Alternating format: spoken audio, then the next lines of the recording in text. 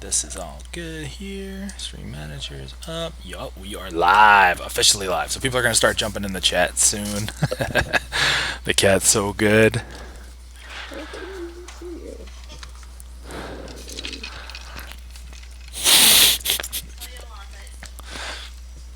Hey, Yolanda, Liz says hey. Hey, Liz. How are we doing, She beautiful? says hey. Hey, girl. She says hey, girl.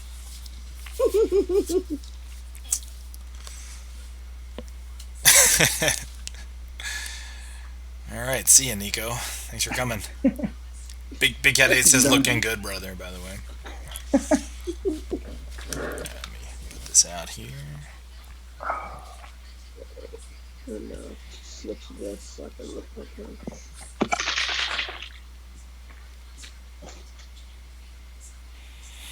Yeah, look at those long, luscious locks. Yep. Relaxing Hector.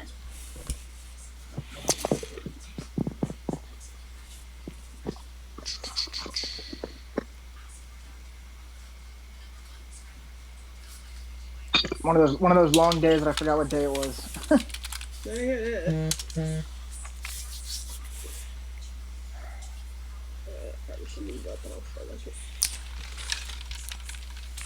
There's a bunch of people jumping in the chat now. All right, cool. Hello, everybody.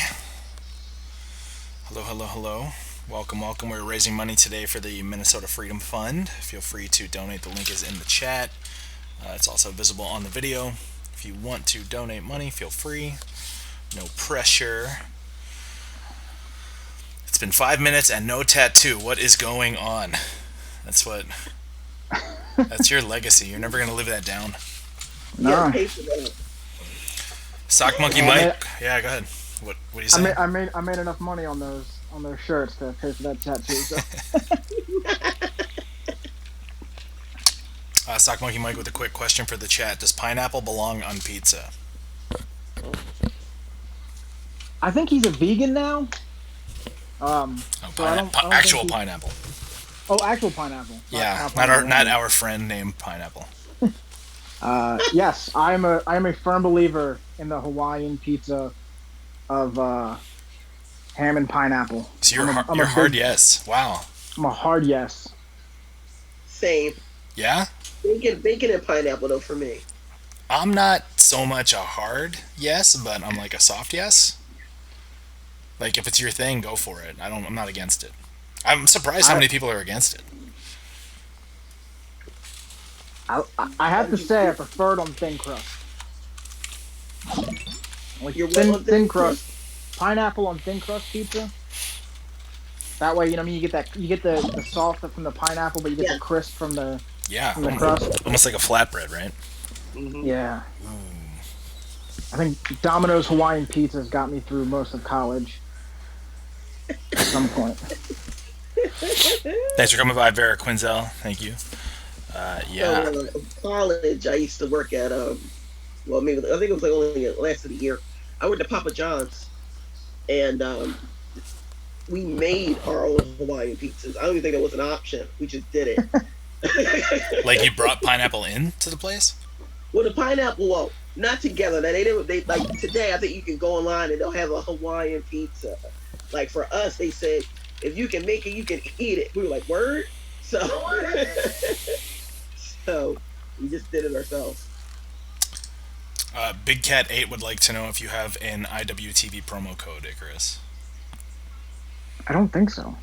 That's no. So no jerry.tv/wrestling promo code from you. All right, that's fine. Not from me. Chikara has one, but I don't have. What's the Chikara code? Or do we want to give money to Yuta instead? Yolanda should know this one. I should, but I don't. I copy and paste everything. I'm a firm believer in the copy and paste.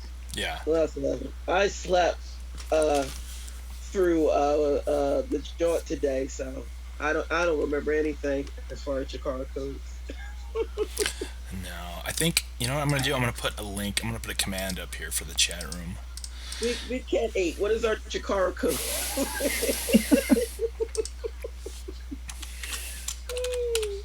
Because we plug them all the time. I know there's like a tiny URL. Oh, he's trying to find it. Bless your heart.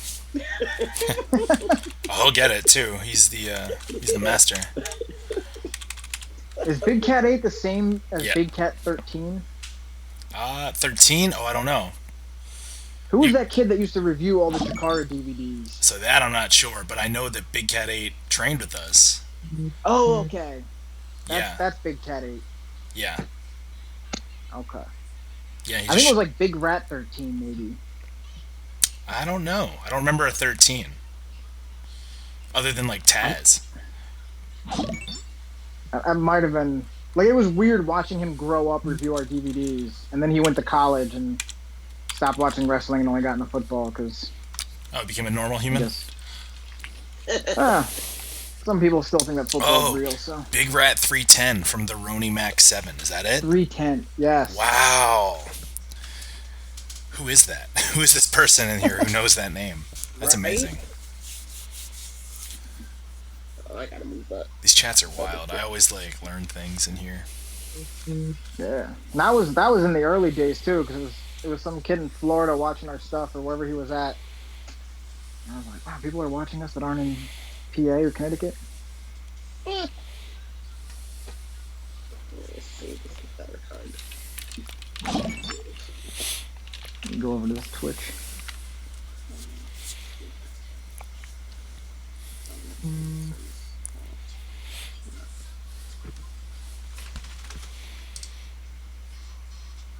Okay. Big fan of yours. You're an amazing technical wrestler. Oh, thank you, IJ Lucha Lit. Thank you, IJ Lucha Lit. Appreciate it. Let's see what else we got. Any other questions in the chat so far? Hello, Gulak. Yeah. Young kid, dark hair, was friends with Trademark, who's now a manager. Big Rat is still on Twitter. Wow. Yeah. Small world. iwtp.live/go/arcade. Wrestler with long hair, what will they think of next? I don't know. My hair is not long because I wrestle. My hair is long because I have big ears. And I hate... I have one person who's cut my hair for the past 12 years. And other people who have tried, I've made cry. I went back and made them give me back my tip. Back when I had the black hair and it was all shaved, I had a guy cut it the night before a show, because I usually only get it cut before shows. And it was closing, so I paid for it. I tipped him really well because it was the last one there. And then I got home and looked at it, and I drove back the next day and I made him give me a tip. I made him give me the tip back. Oh man. Can you imagine? I really don't like people touching my hair, cutting my hair, which is one of the reasons why I've always... I think since I was 17, I had that like 2 or 3 year stint that I lost the Hair versus Mask to Jigsaw. Mm-hmm. And then from like 2006 to like 2006 I cut it, and then I grew it back out, and then I lost it again in 2011. I think it was 11. I feel like your hair grows so fast. No, it was 2009. What is that? Yeah. Oh. Yep. 2010 is a monument year for me, and the last head shaving was before that big. Yes, you were right. Yes. Yep. And then I pretty much I shaved it until the shutdown. Yeah. And then I went from black hair to blonde. I don't recommend that. I don't. Chemical burns. Man, the fact that you still have your hair. Did you ask Jigsaw to give you the tip back? No, I did not. Jigsaw is safe, by the way. He's in New York. Oh, that's good. He's in Ground Zero. Yeah, he said he missed the Brooklyn Bridge by an hour. Wow. Oh yeah, big cat. There he goes. So look, and he even has a link to the show. Yup, and we just got raided by Mike Rome. What's up, Mike Rome? Thank you, Mike Rome. Yeah, we're raising money tonight, Mike Rome. You guys can check out the donate link here in the chat. Yeah, raising money for the Minnesota Freedom Fund. Feel free to donate. Hit our goal if we can tonight. But yeah, Mike Rome, ring announcer for WWE. Ah. Also, ex Nickelodeon host. Yo, Mike Rome should jump in this chat with us and tell us about Nickelodeon. That'd be fun. He should. Let me shoot him a text right now and see if he'll do it. Then you guys can meet him. But yeah, I used to host a bunch of stuff on at Nickelodeon. Restart this computer.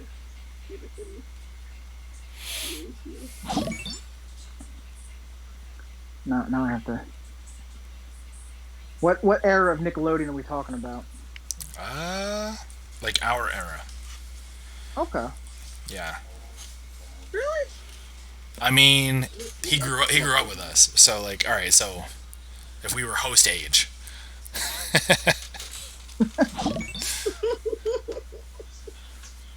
Oh, I still have questions. Where's his IMDb page? You might find it. Oh, you know why you're not gonna find? Well, I don't want to say why you might not find it. That's up for him to say.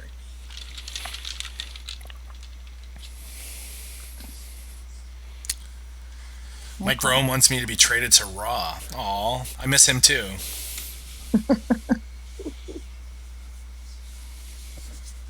I can't see the chat. I'm rebooting my computer, so there's cool questions I'm missing. Sorry.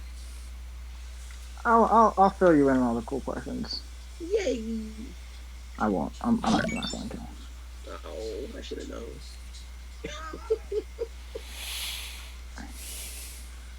Now I'm deep into this Nickelodeon. Oh, what are you thinking about? What was your show?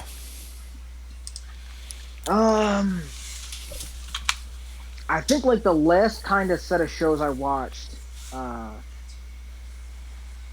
there was a game show where like 4 former Nickelodeon members had to guess what someone's, like they had a weird question.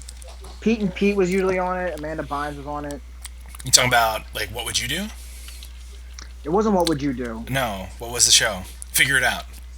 Figure It Out. Yes. What Would You Do was Mark Philly boy.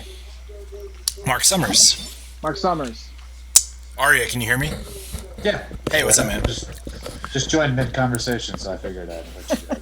Do you know Icarus and Yolanda? So the one Chikara show I did that you guys were both on in Minneapolis, where I did the Eric Cannon was on.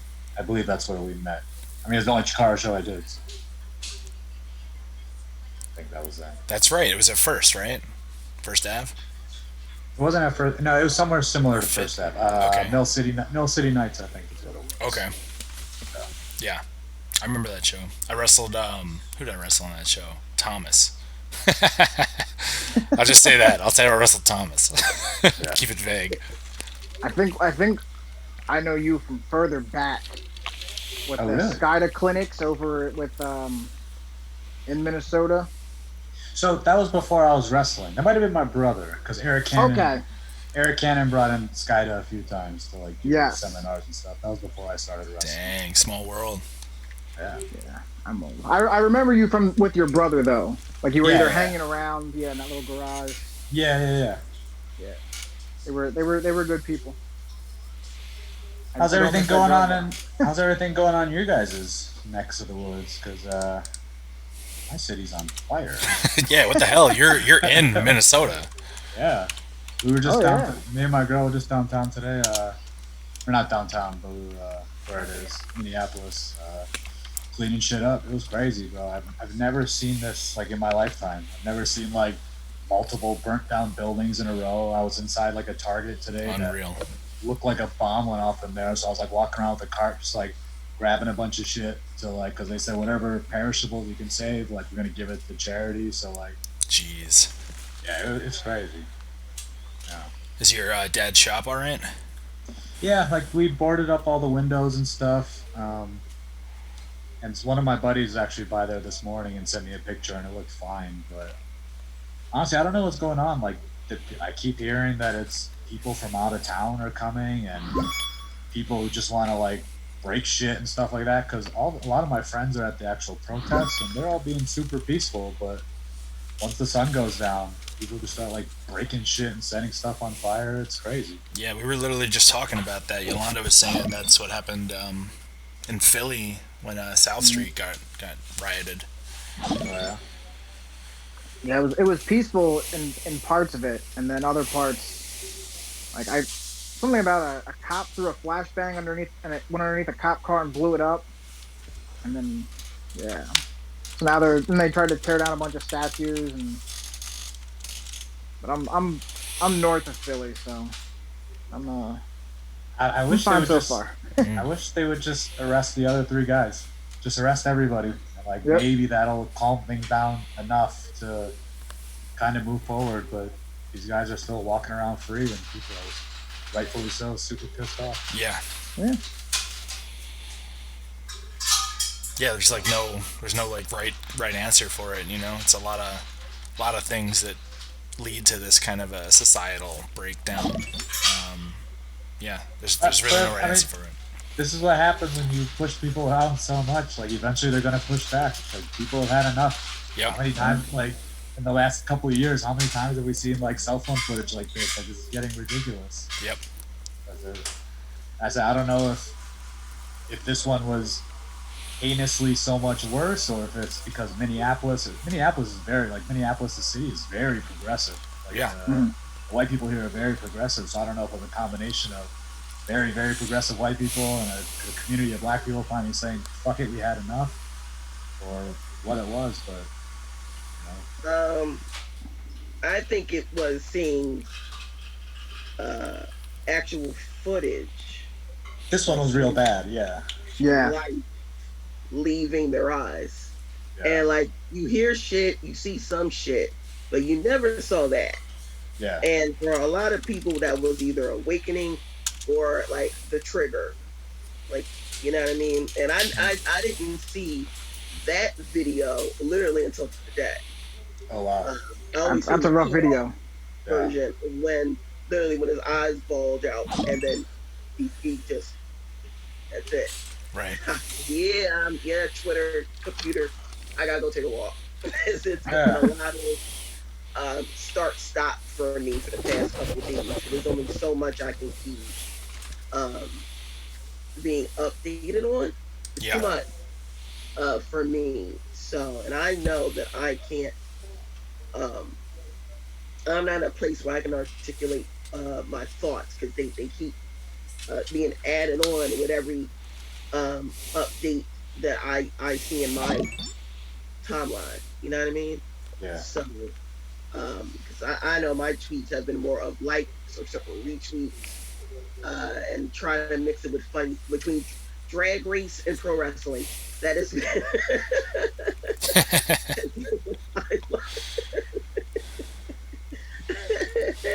I don't want to be angry all day. I don't want to feel like I gotta hold back tears all day. But that's pretty much been me for these past couple of days. I will never be.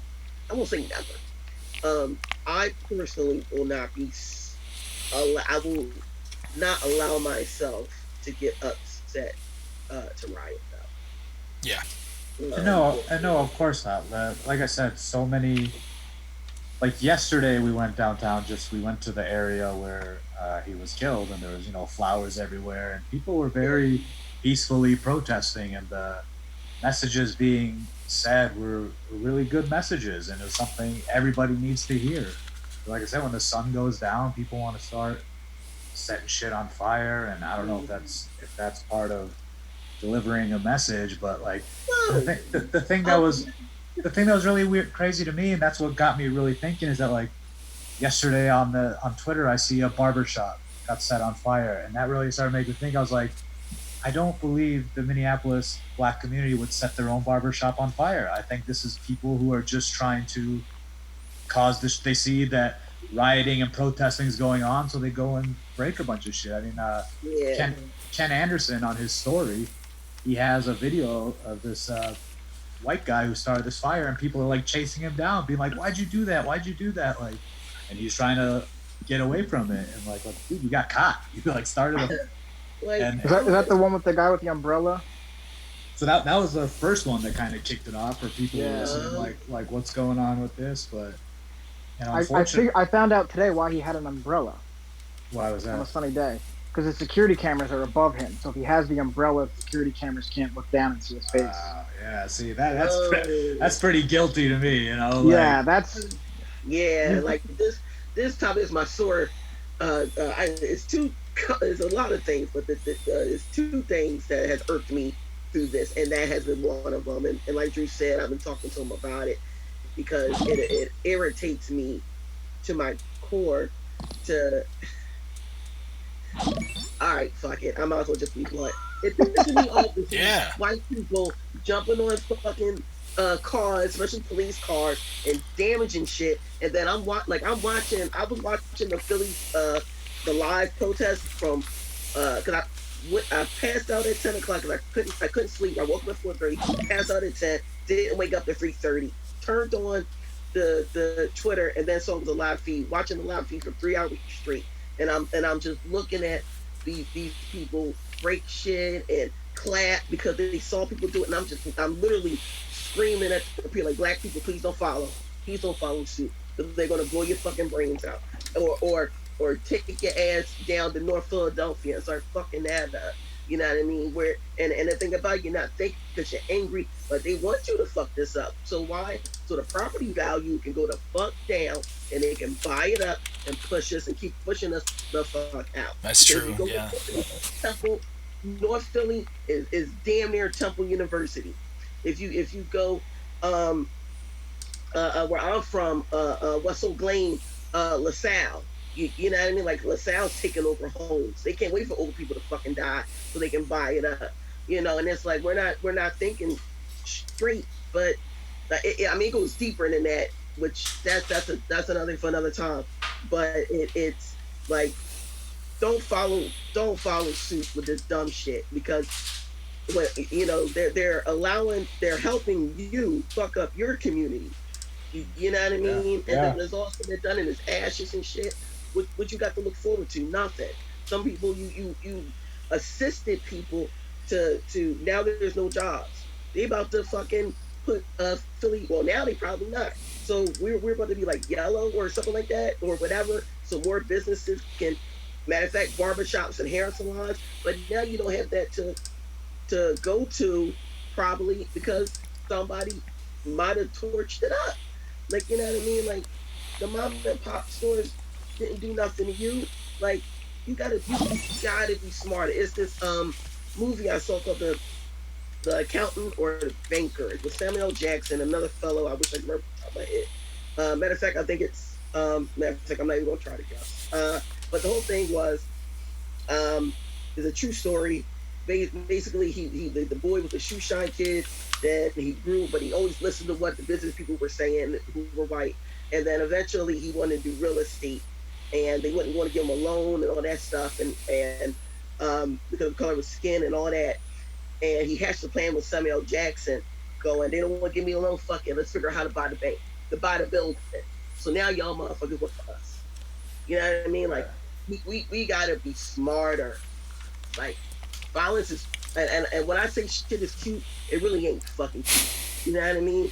You know, that's small change. Like fuck that. You hit motherfuckers where they hurt, and that's their fucking pockets. That's how you fucking do it. Not by torching shit either. You know what I'm saying? Yeah. Being they fucking boss. You know what I mean? Making them pay rent for your property. That's the shit you do. You know what I mean? Build the community, don't tear it down. So yeah. And I feel like that was the big confusion too, because like I said, like East Lake Street is where this all happened. It's a very much black community. Yeah. So when the first day they like kind of set the police department on fire, and I kind of got that. I was like, look, this is a big police issue right now. Right. The Target got looted, and everyone's kind of like, whatever, fuck Target, it's a big corporation anyway. But once they started like small businesses and stuff getting, like I said, that barbershop got set on fire. That's when people started being like, yo, what the fuck? Like this ain't right. And now people are just rioting for the sake of rioting. And it's because it's mixed in with protesters. I feel like it gets like some people are just blatantly being like, "Oh, Black Lives Matter did that." Like, no, they didn't. I can guarantee. I was out there, today. Me and my girlfriend were cleaning up. Seemed like the whole damn city of Minneapolis came out to help clean up. Like, we're all ready as a community to clean all that shit up. And so I was like, I have a hard time believing we torch this shit and then we come also clean it up. Like, no. Like, these are random anarchists who just wanted to see, who know right now the police are kind of sitting back and letting this shit happen. Mm-hmm. They started setting a bunch of like nice restaurants in that area and stuff. I couldn't believe like what I was seeing. Like I said, it looked like a war zone. Wow. You know what's good though? What you just said that you and your girlfriend all have been doing. I don't see that in my feed.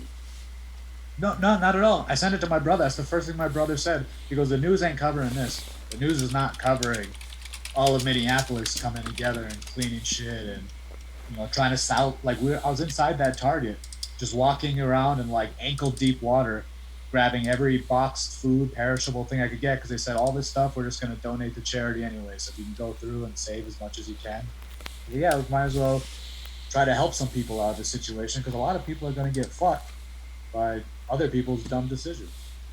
Right. It's just sad. It's sad to see. Like I said, anytime there's like a major mass shooting, people on the news are always like, "I never thought this would happen in my community." Like, I never thought this would happen here.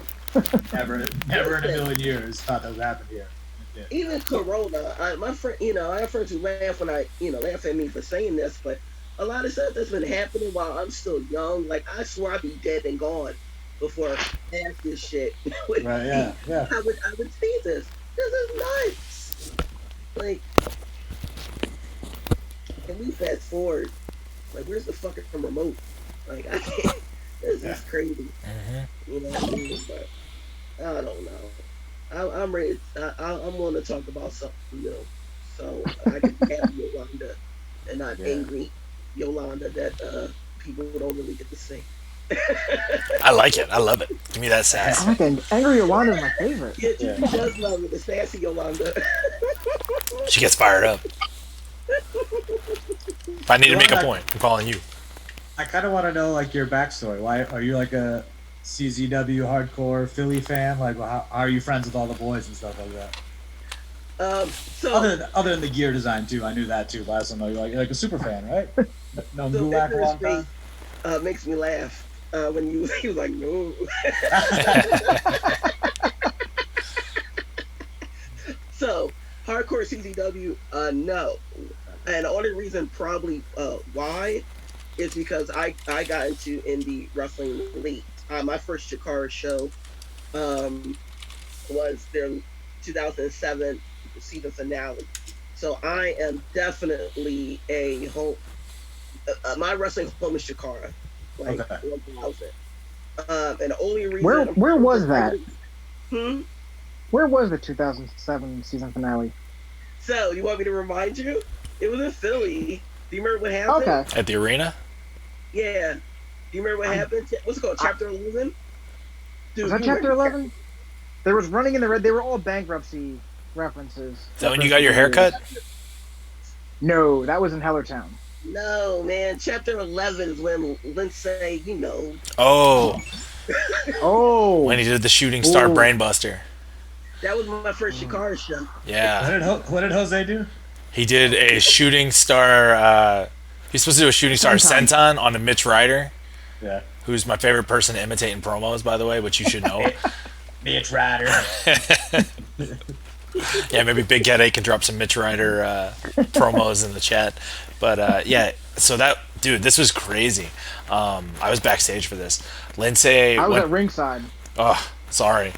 Dude, he did a Shooting Star press into a senton, but he undershot. So imagine doing a full backwards rotation going forward, right? Yeah. You're supposed to land on somebody, but then instead of your upper back hitting like that, your lower back hits and your head smashes into the ground while flipping backwards. So he smashed the back of his head while rotating. It was really hard, and he started having a seizure in the ring. Oh shit! It was unbelievable. Yeah, it was crazy. It was also the finish, and it was a big hair versus mask match. So it wasn't like, we'll just like pin him, get out of there. So Mitch is laying there and just like grabs his arm as he's having a seizure and like drapes it over him. like chaos just ensues. The doctor who was at the show bounces. Like he just goes and he's like, oh yeah, that's right. The doctor left. We didn't have a stretcher. They had to put him on a table. And while all this is, I think Hero and Claudio were supposed to be the main event, and we just decided like no, like they were the semi-main, and then they were just like, no, we're not going to go through with it. Like let's just end this. But like his mom was there, and his mom is like trying to get backstage. That was crazy. Faint. Yeah. So like you just hear like women screaming, and while this is going on, Mitch Ryder's just sitting in the middle of the ring getting his head shaved, as like everyone at ringside. So we thought he was dead. Like so, there's a lot of people who are like watching the chat right now and watching this conference, and like they don't understand like what it was like at an independent wrestling show when someone gets seriously injured. So like. Usually in a wrestling match, someone hits the shooting star press, right? The crowd goes, oh, and then there's the 1, 2, 3, and the crowd goes nuts, right? This was whoosh, bang, and then everyone knew. Quiet in the whole building. So they were quiet like this for the finish. Like people weren't, scared, like freaking out that he got hurt, and it was nuts, dude. Like I remember they called the ambulance it was the paramedics that were in the back. It was someone. Anyway, they called. No, it was just the ring crew. It was the ring crew. Yeah. People just got in the ring with the table for a board, right? And then they took his mask off to make sure to check his eyes because Lince Dorado has a mask that covers his eye ports. Right. At least he used to. Now he has a new one. Yeah. But so they took that off so they could check his eyes with the flashlight, but. Because it's Chikara and because he's a luchador, they wanted to keep his identity secret, So what they did was they took a t-shirt or a towel and they put it over his head to conceal his identity. So it looked like he had passed away in the ring while his family is in the crowd. Oh my god. Yes. His brain was shook and he was having this, terrible medical problem, but he wasn't dead. Like, thank God. Like drape it over him slowly. It was like get his mask off, drape his face, and then he's getting put on a board and everyone's carrying him out to the back. Like it was crazy. And when he was being taken to the back so that I guess the ambulance or the medical team or whoever was taken him to the hospital could do that.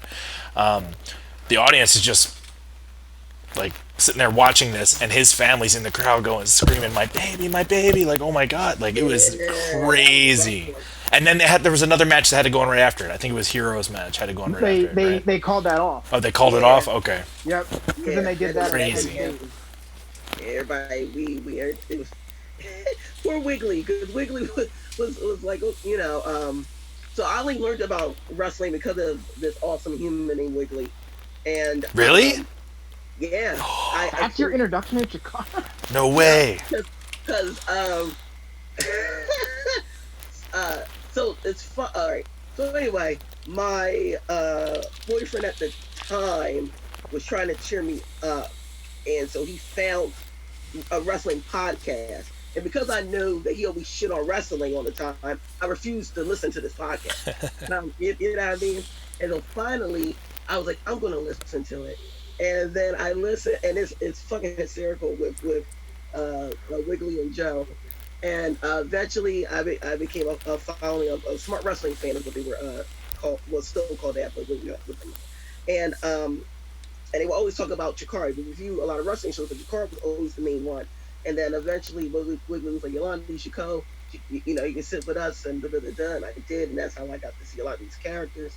And and all I saw was WWF and E at the time. So, but I've been to ECW shows. Because I've been to the arena, but seeing Chikara, seeing characters like this, which is like what is going on? Like I've heard, they can talk about what they want, but to see for yourself is something else. And so that happened with Lince. Needless to say, that did not discourage me from going to King of Trios. And but yeah, so that was my next show, was Trios. I don't remember if there was a show before that year in 2008, but my next show was King of Trios, and that's when I fell in love with Chikara. And also found out that Joker was somebody who I can't say grew up with, but me and him worked at Papa John's. I remember we talked about being an independent Oh wrestler. yeah. So like to see, like I'm looking at him and I'm like, holy shit! And I'm looking, now it's all about Blackout now, Um, so that was pretty cool to see Joker Russell and whatnot, and I really fell in love with the characters, and then eventually I just started like going on my own, um, and then the following year I started my own T-shirt line. So from a fan to a vendor, I, I'm always a fan. Like the fan I will not allow the fan to leave because I don't want to datedness and take away my joy. But yeah, I went from a fan to a vendor, and from a vendor to actually working for Chikara. And then eventually, somewhere in '09, yeah, with the t-shirt thing is when I put my two loves together because I come from fashion design. And I combined both with wrestling, and then eventually I started doing the gear design. The first gear design was with Sarah Del Rey, which was 20. Where would BDK was 2011? I want to say.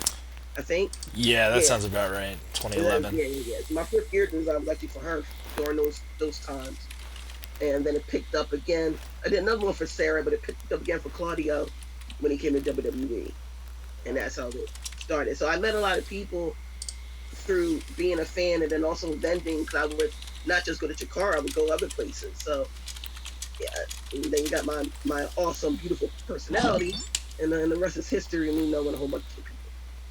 I was about to get the gear made that you designed for me. Like all the coronavirus shit happened, and I was like, "Oh, I haven't wrestled in 2 months," so I was like, "I really need gear right now." Yo, what's the design? Let's see it. Yeah, it can be. No. Oh, you don't. Yeah. Come on, I want to. Little sneak Oh, peek. fine. Little sneak Oh, peek. Give them the sneak. This is a sneak peek. This is for our exclusive chat listener / viewers or whatever you call it. I don't know. One second. I will say this. I still like the skull on the sides. I know Yeah. that was eliminated, but I did. I like the extraness of it, especially to me based on the persona. If it's Versace Achi, let's make it Versace Right. Achi. Come to find out, Hold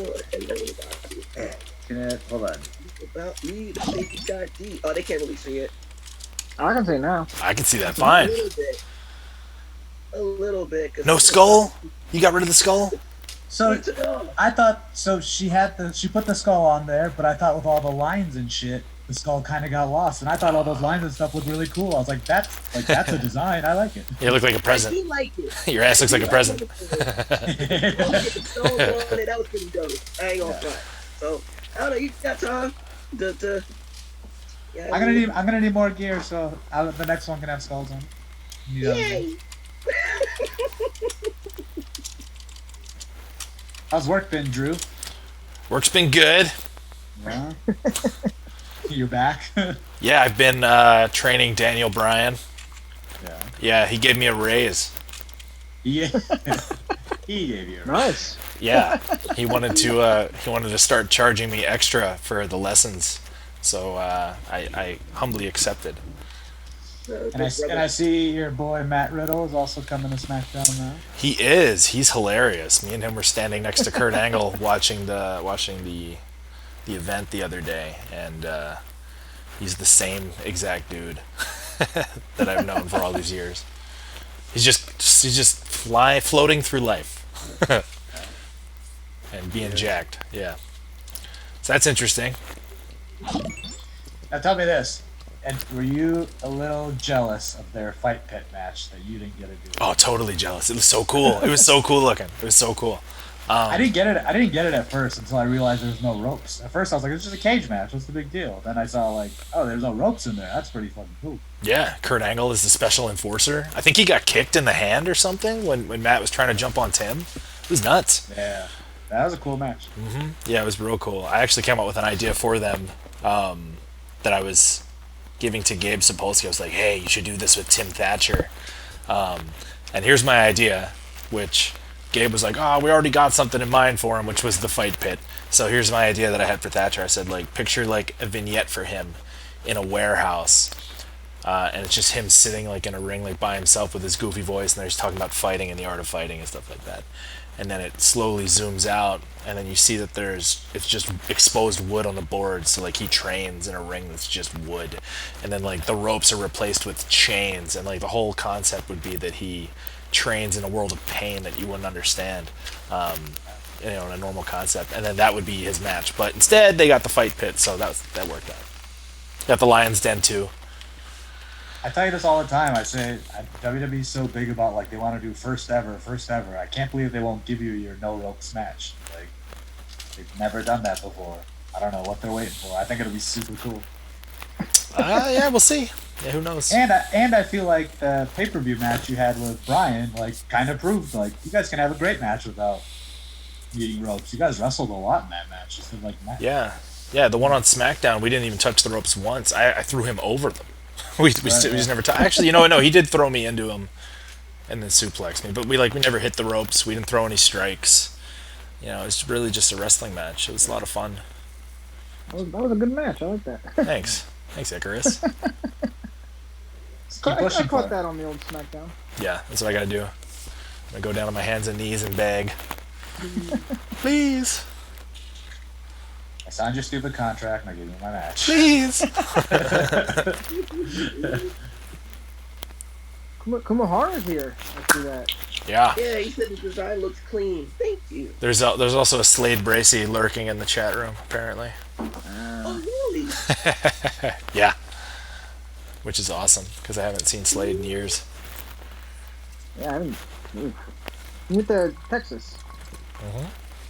Yep, you're a cowboy. What happened there? Does anyone know what happened to Crazy Frank? Crazy Frank? Oh my god.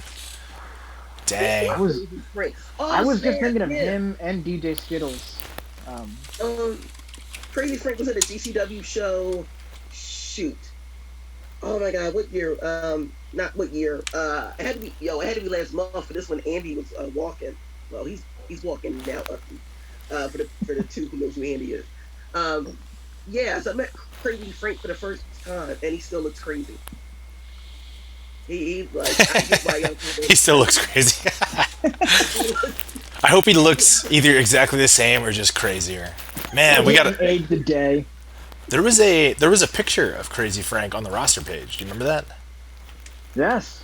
It was like he was like security or something like that. Some miscellaneous crew member, but like they had this really cool cartoon roster. I think that's the first thing that stood out to me about Chikara was those pictures on the roster page, was that they were animated. And like every other indie promotion was just like, here's a guy just like, standing there like this, but the Chikara ones had little cartoons for everyone. I think that was the coolest thing. Well, that's the funny part. That's why I didn't know who Joker was, because my silly behind didn't think about clicking to see who they really look like at all. I was just cool with the cartoon character, and then when I got there, and then I don't remember what made me actually click it, and that's when I saw his face, I was like, get the hell out of here, and that's when I hit up Wiggly, like, Wiggly, and he's trying to kayfabe me with the, a yes. I was like, oh shit, this is dope. So yeah. Oh, look good old days. Yeah. Somebody asked about Super Andy. There's a lot of Andys. I used to run into Super Andy all the time. He went into MMA. What? So I was in like the jiu-jitsu MMA scene for a while. Like I did jiu-jitsu for a couple years, and at like random tournaments, I would run into him, and I never remember anyone's face or name. And like I've run into Maven Bentley at tournaments. I've run into Alir Littlefeather. I ran into Super Andy at a few like MMA fights. Like he's in the Jersey area with an MMA school. Just a weird local indie show. Yeah, like it was and actually a guy who wrestles for Chikara now, Matt Mikowski. I think of everyone that comes in as just like these young kids, and he's like, no, I'm a little bit older, and I was like, looks like you have a jiu-jitsu background. What did you do? And he's like, oh, I was a pro fighter. And I was like, what? And he's like, I used to see you at tournaments, but like I was a fan, so I was too nervous to say hi. And I'm like, that's probably for the best. Sumi Sakai was the other one. Oh yeah, that's right. Yeah, that's right. So like I would go to a local jiu-jitsu tournament, and I would just run into all the Philadelphia indie scene. That's crazy. That's really funny. What's Mr. Football up to these days, Mark? Mr. Football. Was it touchdown? What was it? Touchdown? He's Mr. Football now, forever. Hey, Mr. Football. No, but I like him. I'm friends with him. He's gonna be mad at me if I butchered his name. But I forget. Mark Angelo Setti. I know his shoot name. But I forget his... Mr. Touchdown. Mr. Touchdown. Mr. Touchdown. He was actually one of the first. So, like, I met him before he was Mr. Touchdown. He was in Beyond Wrestling. It's just Mark Angel. And he was awesome. Really? Yeah, he was freaking awesome, man. And then, like, he came to Chikara and just, like, stood out and tore it up. And then he's a good brother. Yeah. He left as quickly as he appeared, I guess. I mean, he just kind of stopped wrestling. Oh, he doesn't wrestle. He got beat up. Nope, he quit. He got beat up, kind of walked away. Had a big grand finale with a ladder match and Dasher Hatfield. And then oh yeah, okay. Hit the dusty trail. He was getting a little banged up and beat up. And, oh really? Yeah. Had a kind of quiet walk away, but. Yeah, I had some really good matches with him, man. Yeah. Miss him. He was athletic. Had no knowledge of football. Never played sports. That's great. I didn't know that. I didn't know he didn't know. I got worked. I thought he was like a stud football player for shoot. No, I was on a road trip with him, and he told me where he grew up and where he lived. And I was like, "Hey, my uncle lived in that neighborhood. Did you know like Kurt or Kirk?" And he's like, "No, I didn't know. I just hung out." He's like, "I used to backyard." He's like, "Yo, this one guy that we used to backyard with, his name was Kirk. He was like the coolest guy in our group because his cousin was a wrestler named Icarus." And he's like, "Oh," but he didn't say Icarus. He said my shoot name.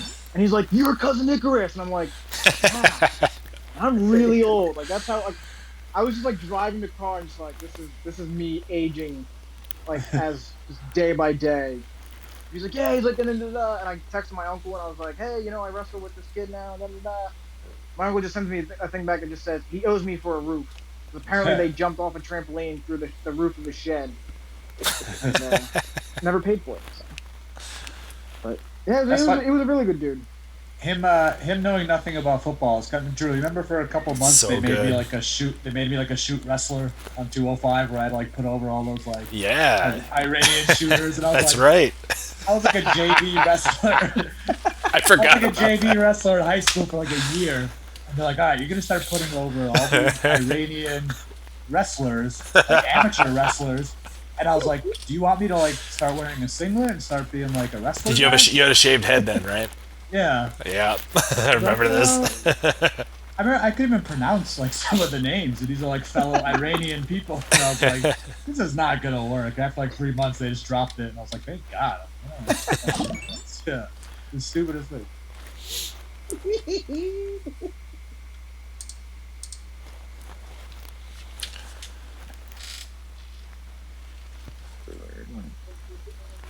Hey. Oh.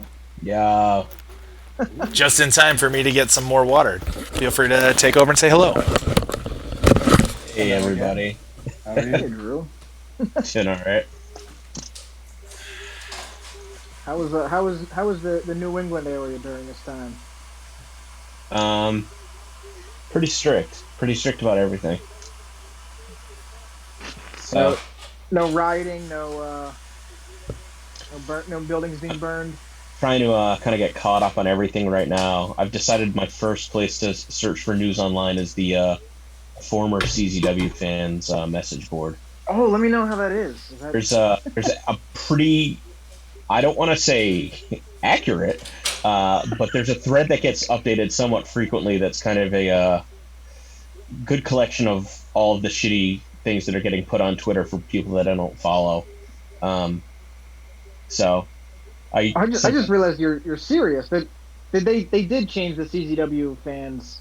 Yeah, it's Zandig fans now, so I don't necessarily recommend going on it, but it's like a good, like, there's just a thread that constantly gets bumped with like everything shitty that people come across on Twitter. So like it's so frightening, and I'm glued to it though. I want to know what's going on in the world.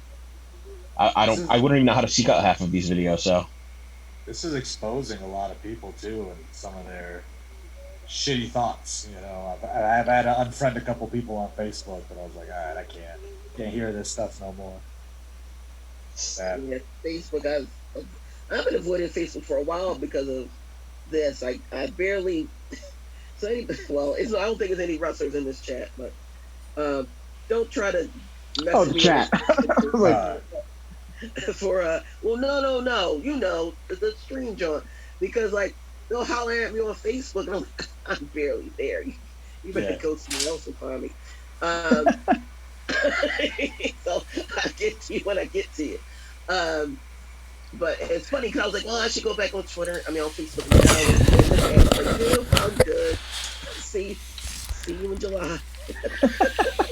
It's so sad because you would think, wouldn't it be great to use this as an opportunity to try and educate people, and try and help them get on a better path. But like, these people went to school. Like, you learn when you're like 9 or 10 years old about like all of these horrible things that have happened in the world, and to make sure that like you're not allowing it to happen going forward. So it's like, if you're still practicing this as an adult, you are making a conscious decision to be a bad person, to be, to discriminate people based on things that are not even in their control, and it's just it disgusts me. I'm sorry. Yeah. I would agree with most of what you said, but I was a D student and never paid attention in school, and yet somehow made it out. Yeah. My favorite is when someone posts something that like, I wish school would have taught me how to do my taxes, except for the fact that taxes these days are paint by number, which they teach you in kindergarten. So, like, you learn how to read instructions and paint by numbers. So like, that's your tax. Unless you're filing, a 1099, then you might need an accountant. But oh yeah, filling out a W-2. But it's the people that complain about it. Too. That's exactly it, though. I don't need to know how to do my taxes because I just find someone to do it for me. Better keep all your receipts, right? There's probably apps though. You guys probably use apps on the road to keep track of everything, right? Yeah. Yeah, I file all my wrestling. Oh yeah. I mean, yes. Yeah. All my 1099s. Hey, well, you do have to make more than $600 a year in order to have to file. So. Yeah. I've gotten 1099s. No, I mean, it was. I don't know. Maybe the joke didn't land. I'm sorry. No, I was a personal joke. Oh, I know. I get what you're saying. You know what? I was trying to be funny, and I feel unfortunately as though I brought more hate into the world. So I'm genuinely sorry.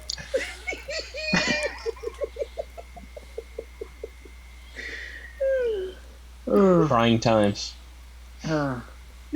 No, I'm old now. I gotta claim every little tiny thing. That way I can prove that I have an income to get a car.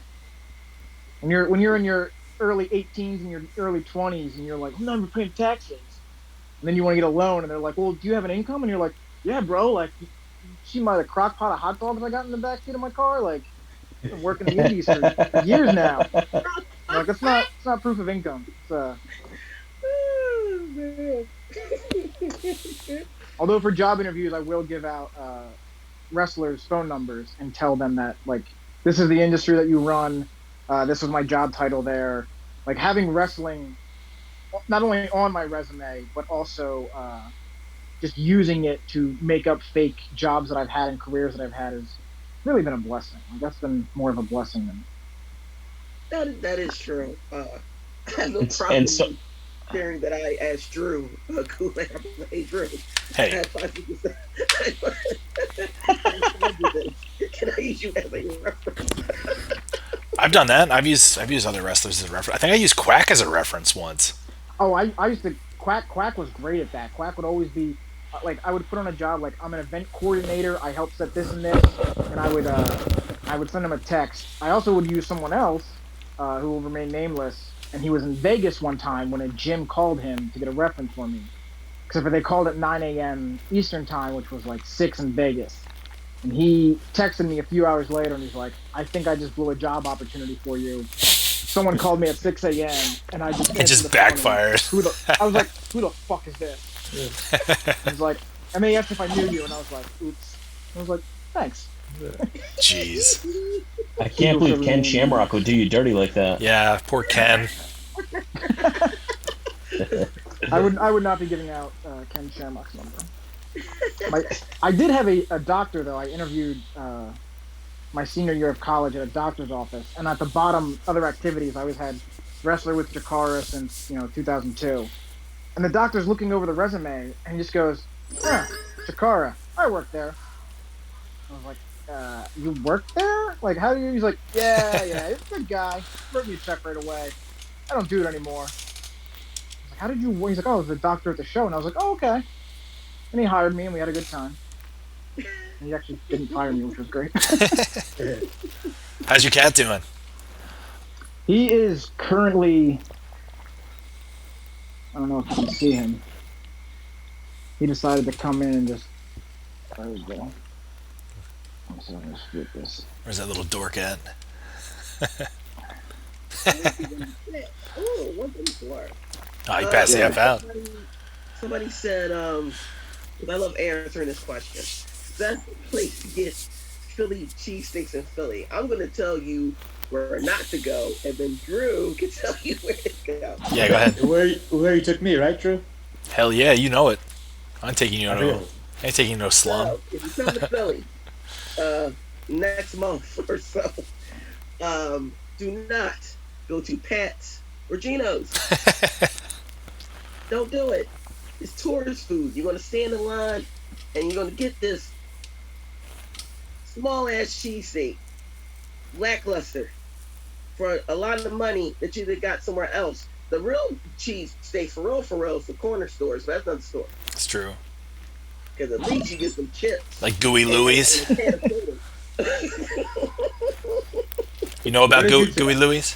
Where'd you take us, Drew? I took you to Jim's.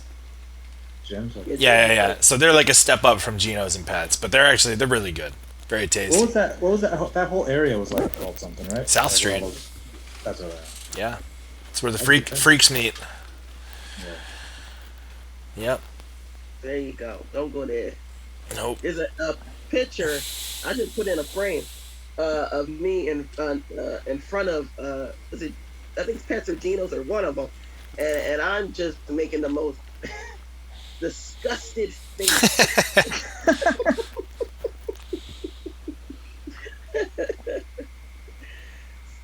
The reason why I'm so bitter, besides the fact I was underwhelmed, I was like 18 and the freedom to actually go out because I was sheltered at times, and so it was like, oh, you got to get Pat's or Gino's cheesesteak. I'm like, all right, sweet. So it's 2:00 in the morning. It's the only thing open. We stand in this long ass line, and we finally go there, and the cheesesteak was probably, I don't know, $6-7, something like that. And I get it. And I'm like, if y'all got a hot dog, you know how the hot dog container is? It was in that. Yeah. No, you can't do that.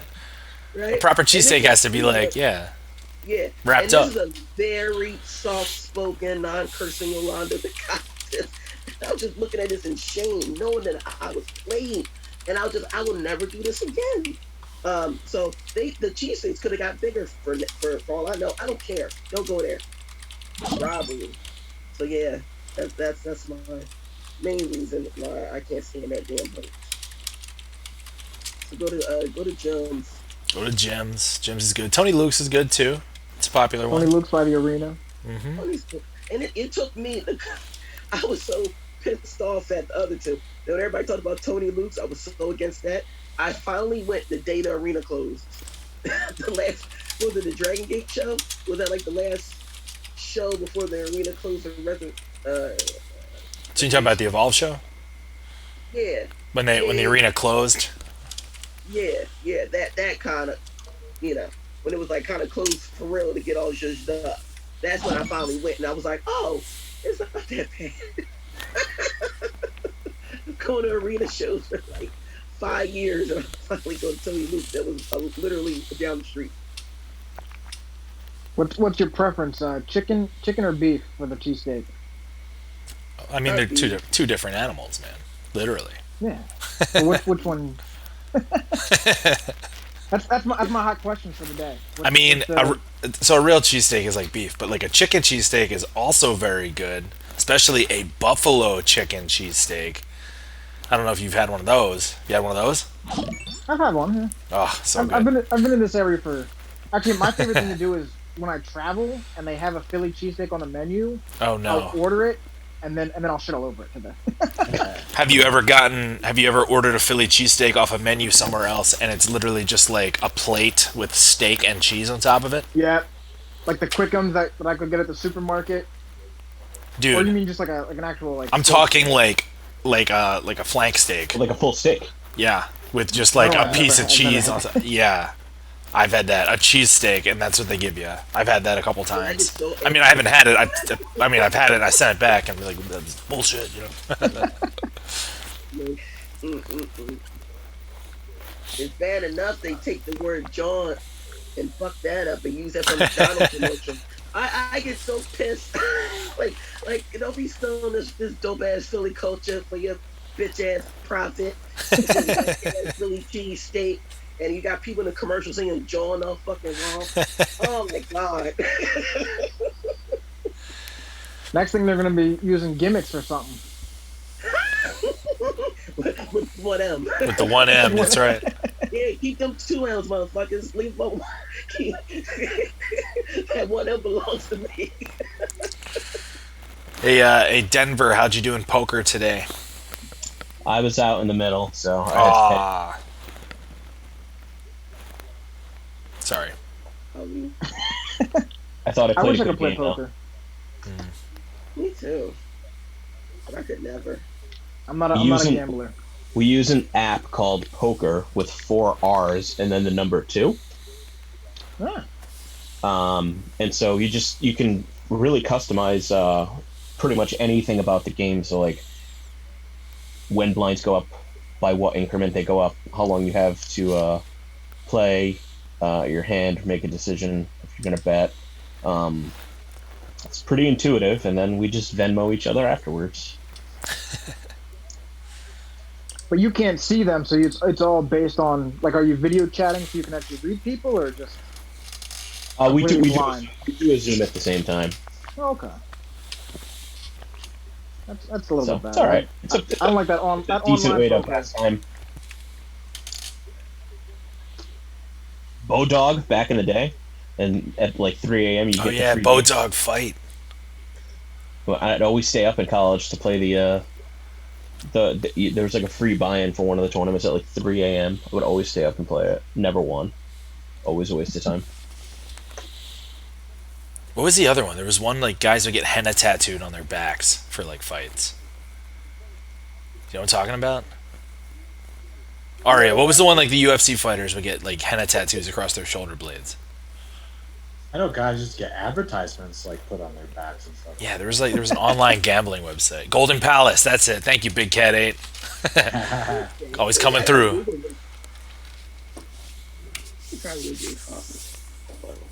I'll say which one of these though is a publicly traded company? That's what I'm looking for right now. Why, you trying to invest? I invest on the regs, the regular. Speaking of things they don't teach you in school, yeah.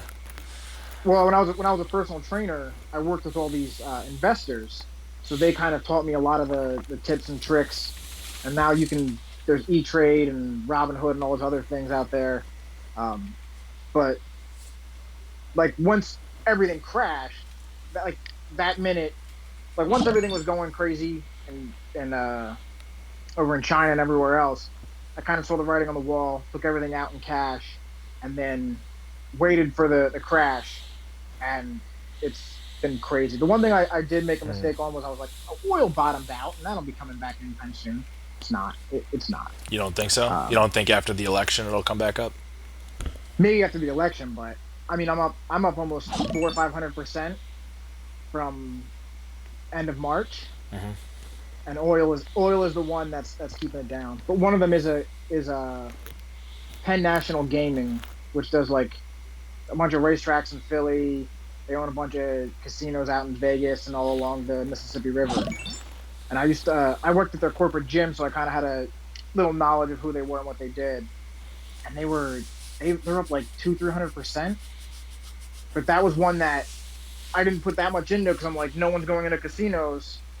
But now all these online companies that are on, you kind of look at them, you look at their portfolio, see what they're doing electronically, and some of these businesses are going to make it out and be very okay. Yeah, I think so. I hope so. Anyway. Zoom was another one. Zoom. Oh, good call. Yeah, and DocuSign.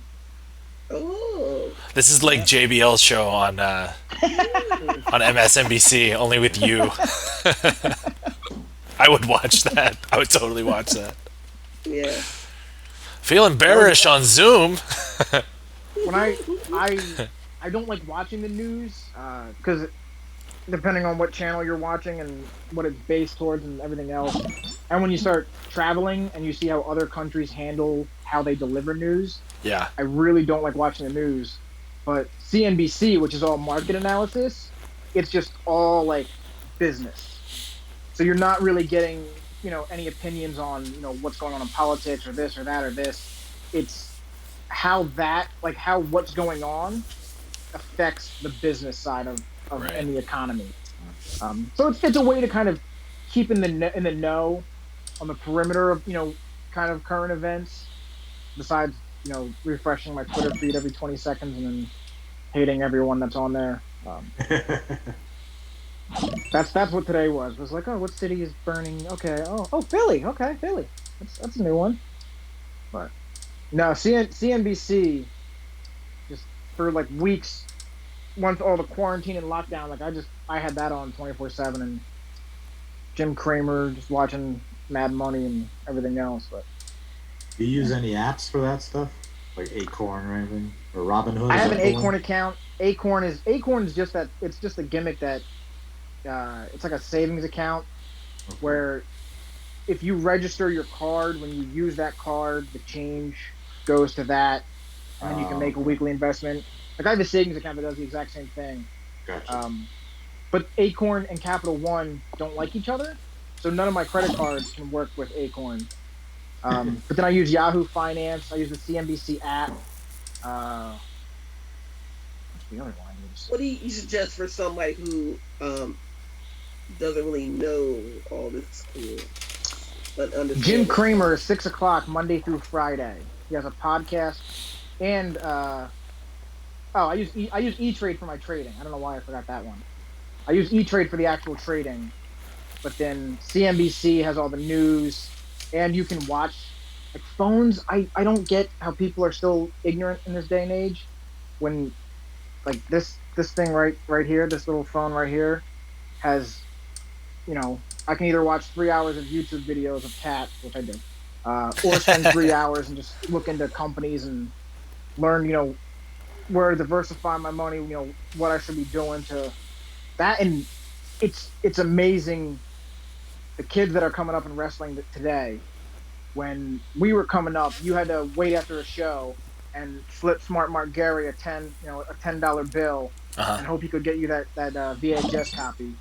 So what you could access was so limited. Maybe it's nuts had now. Yeah. Now like everything's on YouTube or Daily Motion.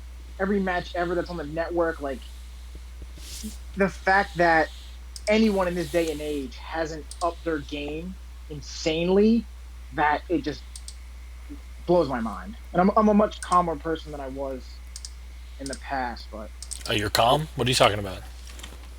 Yeah, I am. I'm getting older. Now when people irritate me, I'm just like, all right, whatever. No need to yell and scream. You were a screamer. Long as not at me, I do miss. I do miss it. It's quite entertaining if it's not happening to you. Yeah, it's getting older and then just kind of stepping back and looking at like, do I need these things to bother me at this moment? I'm like, no. I'm like, all right, like you can go fuck it up 6 times. I don't care. Like, go ahead, do it. Maybe you'll learn. Or I always thought Eddie Kingston was the resident hothead. Do you? Eddie Kingston and I used to. So here's a funny little story. Eddie Kingston and I were in the UK together. Unless you were talking about that funny story where Eddie Kingston and I almost got in a shoot fight after I smashed a kid through a chair, and then got in a fight in the locker room. But Eddie Kingston, we've known each other since 2002, and we were both the very like hot-tempered individuals in the locker room. So we're in the UK. It's me, Kingston, and a young woman who has gone off to do way more successful things. And We get off the tour bus, and everyone just left their bags in the road. So I just start screaming at everyone, like, Where were we? Pick up everything. We were in UK. It was, I know exactly when this was. Yeah, we were like Glasgow. Yeah, I'm yelling at everyone to get back in the bus and like pick their stuff up, and then what a weird day. Yelling at me. Oh yeah, that was a weird day. But Eddie starts screaming at me to shut up and blah blah blah. And Eddie and I are just like nose to nose, just screaming at each other. And I'm trying to think of what her name was. I know her name, I just don't know what her name is then. So this young lady comes over and she tries to get in between us, and the two of us start yelling at her because that's just what we did. We're just like, no, we're cool, but like you need to stay out of this. Like it was a very weird. That was towards the end of me getting upset at people, but yeah, Eddie Kingston and I, we would probably kill each other and die for each other in the same breath. That's how Eddie is with like everybody. Yeah. Oh yeah, Eddie's. He's I think his temper's been documented. Yeah, no, Eddie and I clacked, but Eddie also didn't like to do ring crew, so Eddie didn't get yelled at that much because he disappeared. Sneak off. Any good locker room stories of Quack having to step in and break up a fight? Ooh. No. I don't know. I don't think so. No, Quack would always send. So for the most part, it was Akuma was usually the guy that you sent to break up a fight. Really? Okay. Oh yeah. He's scary. He is terrifying. All 5'8" of him and 180 pounds. He's the bald guy, right? Yep. Yeah. Yeah, he was my tag partner for 7-8 years. It's got to be so longer it was than usually that. the two of us. The way that it usually went down was, and it's kind of how I judge people of whether or not you're an asshole. Like if I think someone's an asshole, you're probably not an asshole. You're probably a great person. Don't take it personal. If Akuma thinks you're an asshole, like just kind of regulate yourself. But if Hollow Wicked thinks that you're an asshole, like you're an asshole. So the way that it went was depending on how it needed to be diffused. You would send in Akuma to knock over some heads, send in me to scream at someone, and then just kind of be like the peacekeeper. You would send in Hollow Wicked. Like that's just. But so yeah, Mike he's very hands off when it comes to personal confrontations. Does Hollow Wicked still wrestle? Yeah. Yeah. Not right now because there's a right called the COVID. But yeah. Well, Chikara's in the studio, right? It's a studio now. It's like closed off. I remember when Hollow Wicked Cannon booked him in Minneapolis. So when he came here, I was like, "Damn, this dude's big." Like, I had no idea. Like, I don't know why. 6'1".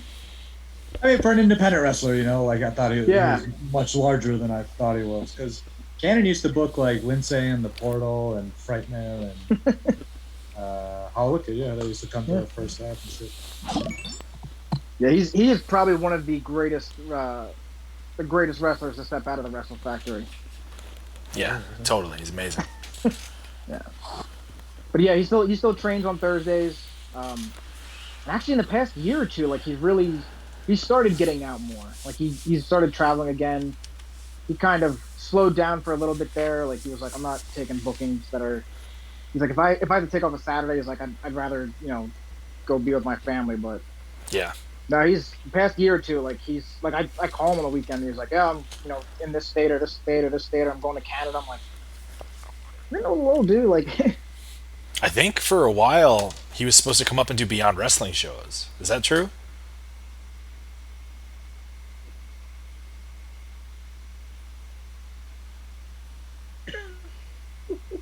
He did. What's that? You got another hand going? Huh? No, my internet cut out. And then I heard like 30 seconds worth of talking. In Oh, like 3 seconds. sorry. You guys sounded really funny. You said something about Hollow Wicked coming up to Beyond? We were just talking about how he like stopped taking bookings for a while, and like I thought. Internet. Can you? Are we? As it. Yeah, he was fucking around. Can you hear me now? What if he like died like that? That'd be real scary,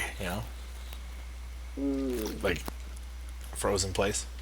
I once saw Akuma break and drop to his knees because he was laughing so hard. It was amazing. Him laughing is something else. That bobblehead, like Yo, he does a dance like when he laughs, like it's real scary.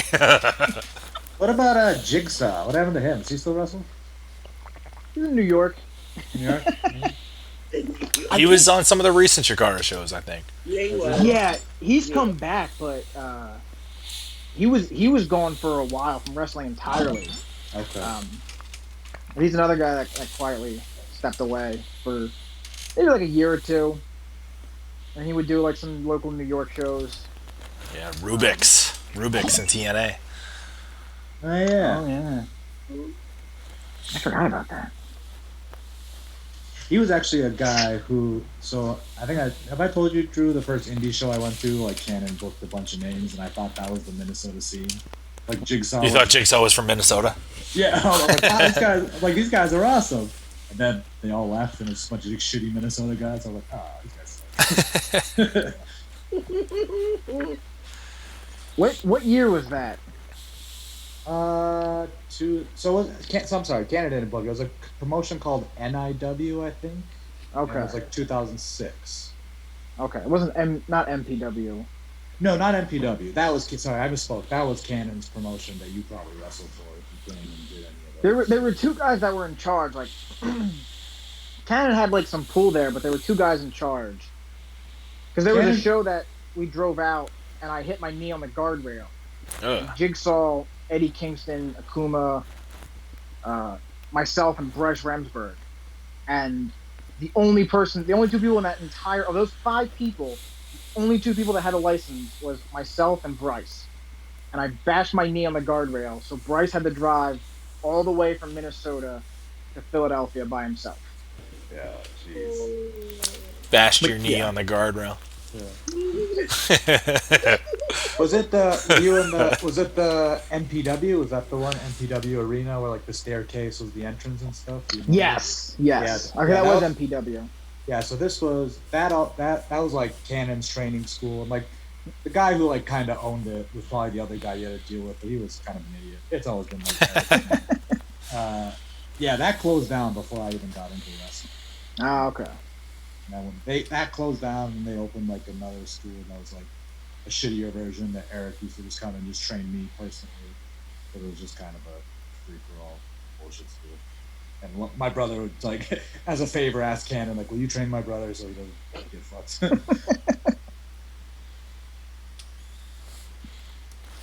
Guys, I think I have a stable internet connection, and I can answer the question. That Holloway kid did come to Beyond Wrestling, and he wrestled Hot Sauce Tracy Williams for the Independent Wrestling Championship. Oh, damn. Okay. That was a hot match.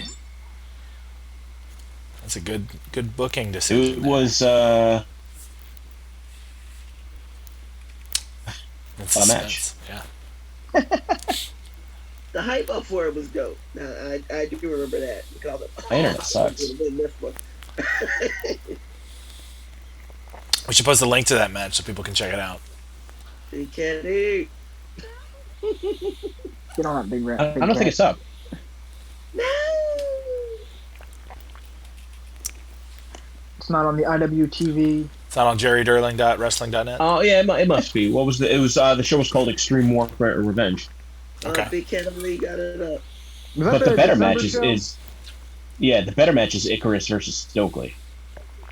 Yeah. Oh. That was on that show too? Oh yeah, way better match.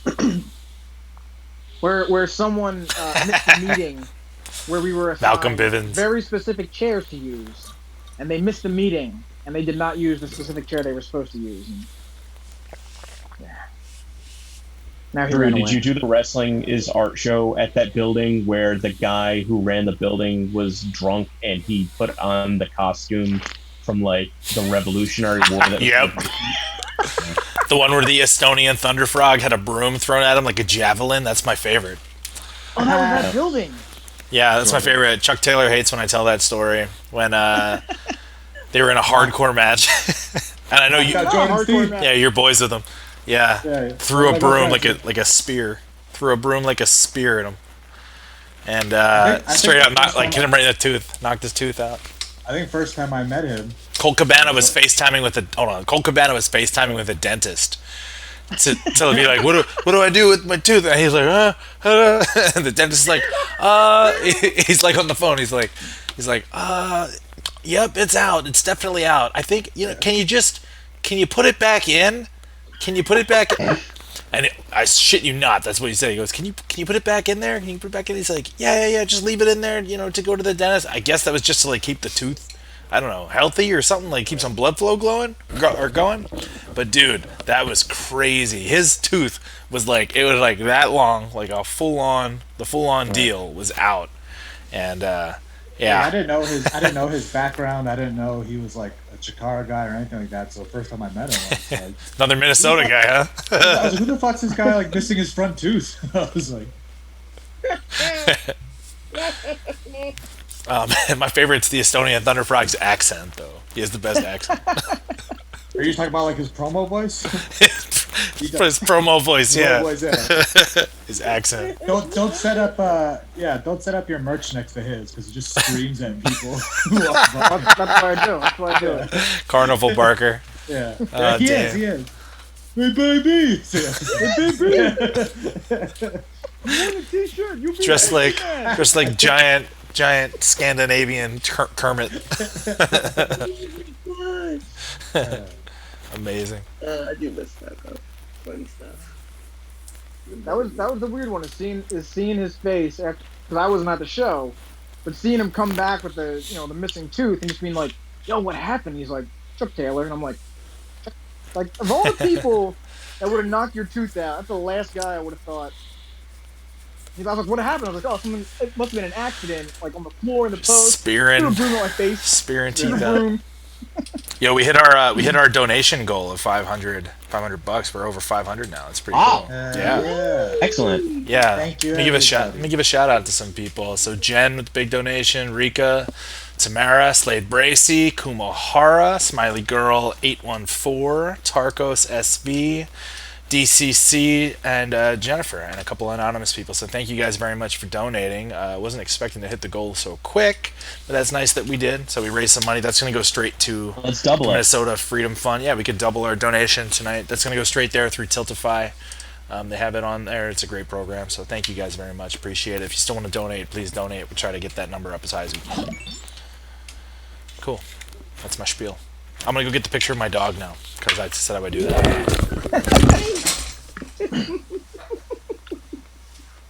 I like that someone in the chat said rocked up.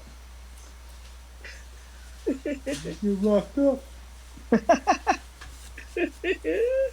How is the old Thunder Frog these days? Good. He's my drinking buddy. So now that we don't get to wrestle with each other. What do you mean? Me and Thunder Frog, we don't wrestle anymore. Yeah, I know. I miss him. I had some good matches with Thunder Frog. So, like I said, I forget when he moved back to Minnesota, maybe like 2015. So we only got to wrestle for like a year, and then I got signed. So, but yeah, he was one of my favorite opponents. Wrestling is art. Oh, I teamed with him against the Batiri. That was a good match. That ruled. That match ruled. Dang. With the Batiri? Yeah. So it was me and the Thunder Frog. Obviously a great tag team. Drew Gulak, Estonian Thunder Frog. Versus the Batiri, Oberian, and Kodama. Big Cat 8, if you can find that match on jerrydurling.tv, like, please link to it. There's Wrestling is Art. Wow, we're just putting Jerry's full name out there now? Who? I don't know who you're referring to. I don't know who you're referring to. JerryWrestling.Durling.net. What was growing up with him like that so many people have it out for him? Oh, he's the worst. Yeah. Is it because he's so mopey? What's that? Growing up in the business with him, I said, is it because he's so mopey? I don't know if he's mopey. He's never mopey with me. No. But what's the deal? I knocked him out pretty bad in a match, so I'm eternally sorry. To be fair, most of the times when he got knocked out, it was himself knocking himself out on other people. Yeah. Oh no, it was his jaw might as well have bumped into something too hard and he get knocked out. No, I senton my heel went right into his face. I think his face went into your heel, I think. Yeah. Why would you say so many people have it out for him? Oh no one's got it out for him. Everyone loves Jerry. Everybody just busts his chops. He's just that guy that gets his chops busted. Because of the Jerry TV thing you talking about? I don't know. Kingston always gives him a hard time. Like Because I guess Kingston gives everybody a hard time. Yeah, we got in wrestling doing something else. Yeah, he pretty much runs the scene right now. So yeah, he's the new Mike Burns. What was all the promotions? It was Wrestling is Art, and then there was like a bunch of other ones, right? There was one for every letter in Chikara. Yeah. There was Wrestling is yeah. There was Cool, Heart, Intense. K was Kaiju, when they briefly owned Kaiju. A was Awesome. R was Respect, which was like my home promotion, and then A it was Art. I mean, wrestling is fun.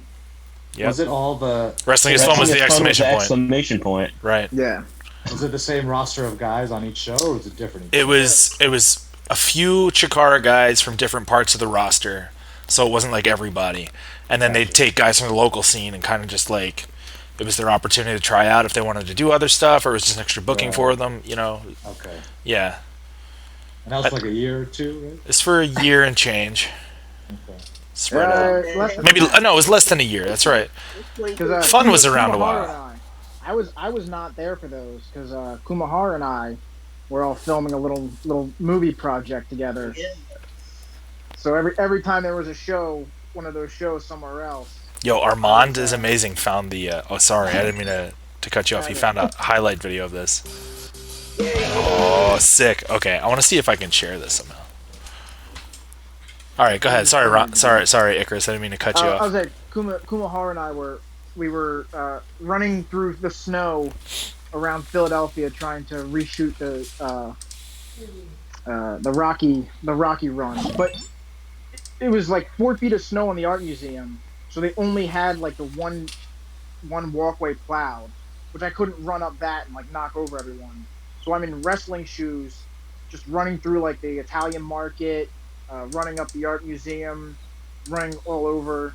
Kumahara probably knows a little more than I was, but yeah, that's when you guys were doing all those fun wrestling shows. We were driving out to York, PA, for Tim Donst to be 4 hours late. Oh yeah. Even though he lives there, like that was where he lived. Like I drove out to his place, and he was still 4 hours late. But, yeah, I had the fortune of missing all this. Alright, so I have proof of me teaming with the Thunder Frog. Hold on one second. Let's see if I can make this big and then share it. Alright, so I'm going to share my screen. There. Let's see if I can do that. So this one's going to get shared. Right.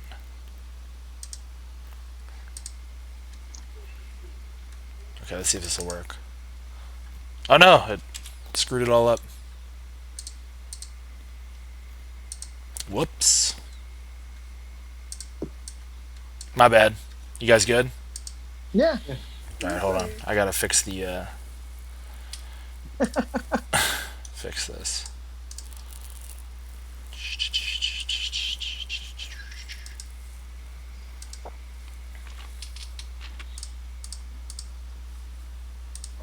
Alright, there. We're back.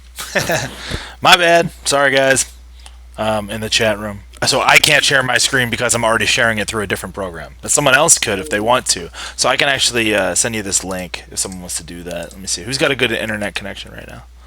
Not it.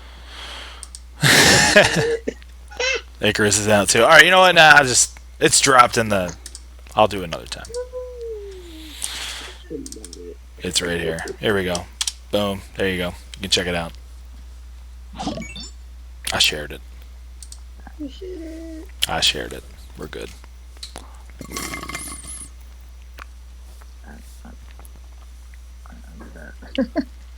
Oh, there you go. That's the way to do it. All right, hold that up. Me too. Look at Pineapple Pete and Oni Lorcan wrestling. What a dream match right there. Well, Sugar Dunkerton? Yeah. Oh, that's in Haverhill. That's right, Haverhill. That was a good venue. I think Chaotic still does shows there every now and again. Hey Drew, I found the card from the Minneapolis show. You did? Yeah. So. Oh, sick.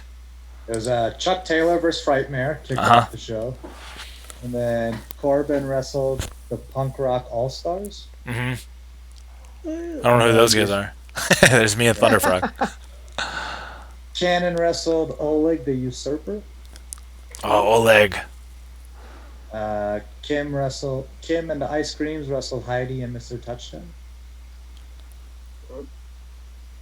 And I did a 4-way with that was the WrestlePalooza match with the Minnesota guys.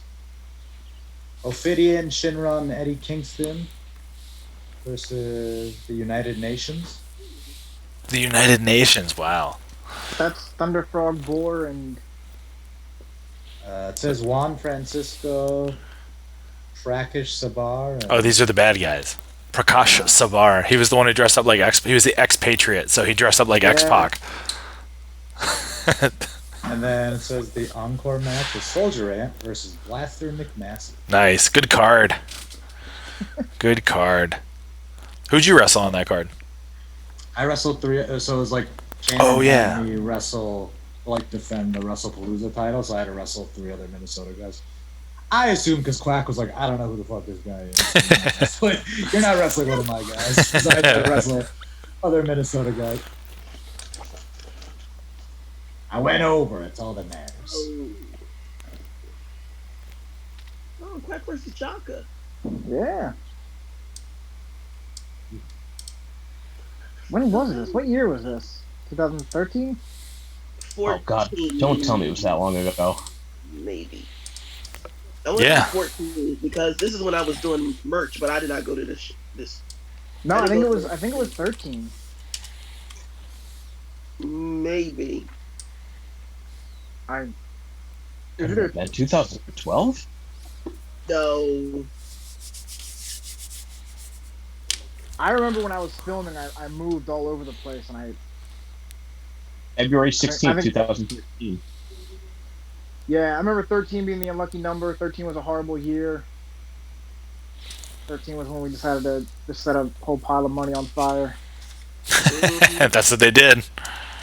Yeah, wow. February 16th, 2013. Unbelievable. Not only are we going to set a whole bunch of money on fire, but we're also going to make a feature-length movie and put it out in a movie theater. Let's do that on top of it. Correct me if I'm wrong, but I believe that this highlight video that's being shown is when a Chikara roster-wide, or Wrestling is Art roster-wide Harlem Shake video. Oh, the Harlem Shake video. Yeah, that was the same day. Stupid. Yeah, that Harlem Shake video was awesome. Too bad more of that was not done. Wow. Can't believe it was that. Already wrestle? Yeah, you can see if anybody can find the Harlem Shake video, you can see Quack in the back doing the Gabbin patch.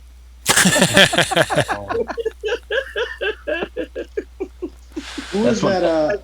Francis O'Rourke. Look at him. Who was Blaster McMassive's tag partner? They had the best names ever. There was that was it later. Max Smashmaster. Yeah, the best names ever. Blaster McMassive, Max Smashmaster, and Flex Rumble Crunch. What's your wrestling name? Drew Gulak? Oh, who are you wrestling today? Flex Rumble Crunch? Like, come on. It's so good. Blast. What did you say the other guy's name was? Max Smashmaster. That's a great name. That's a great name. You ready to steal those names? Just be the new new tag team in WWE? Not very Smashmaster-esque. Just gotta paint our faces. We'll be good. Yeah. Do those guys still wrestle? Do they still wrestle? I think Blaster McMassive sorta kinda wrestles, but I mean, right now there's nothing going on. Alright, no, just generally speaking. Thank you, Big Cat 8 and Armand is amazing. They both have the Wrestling is Art Harlem Shake. Oh, sweet. Yeah. You get to see Drew and a whole bunch of other people. Thomas Sharp. He's a interesting fellow.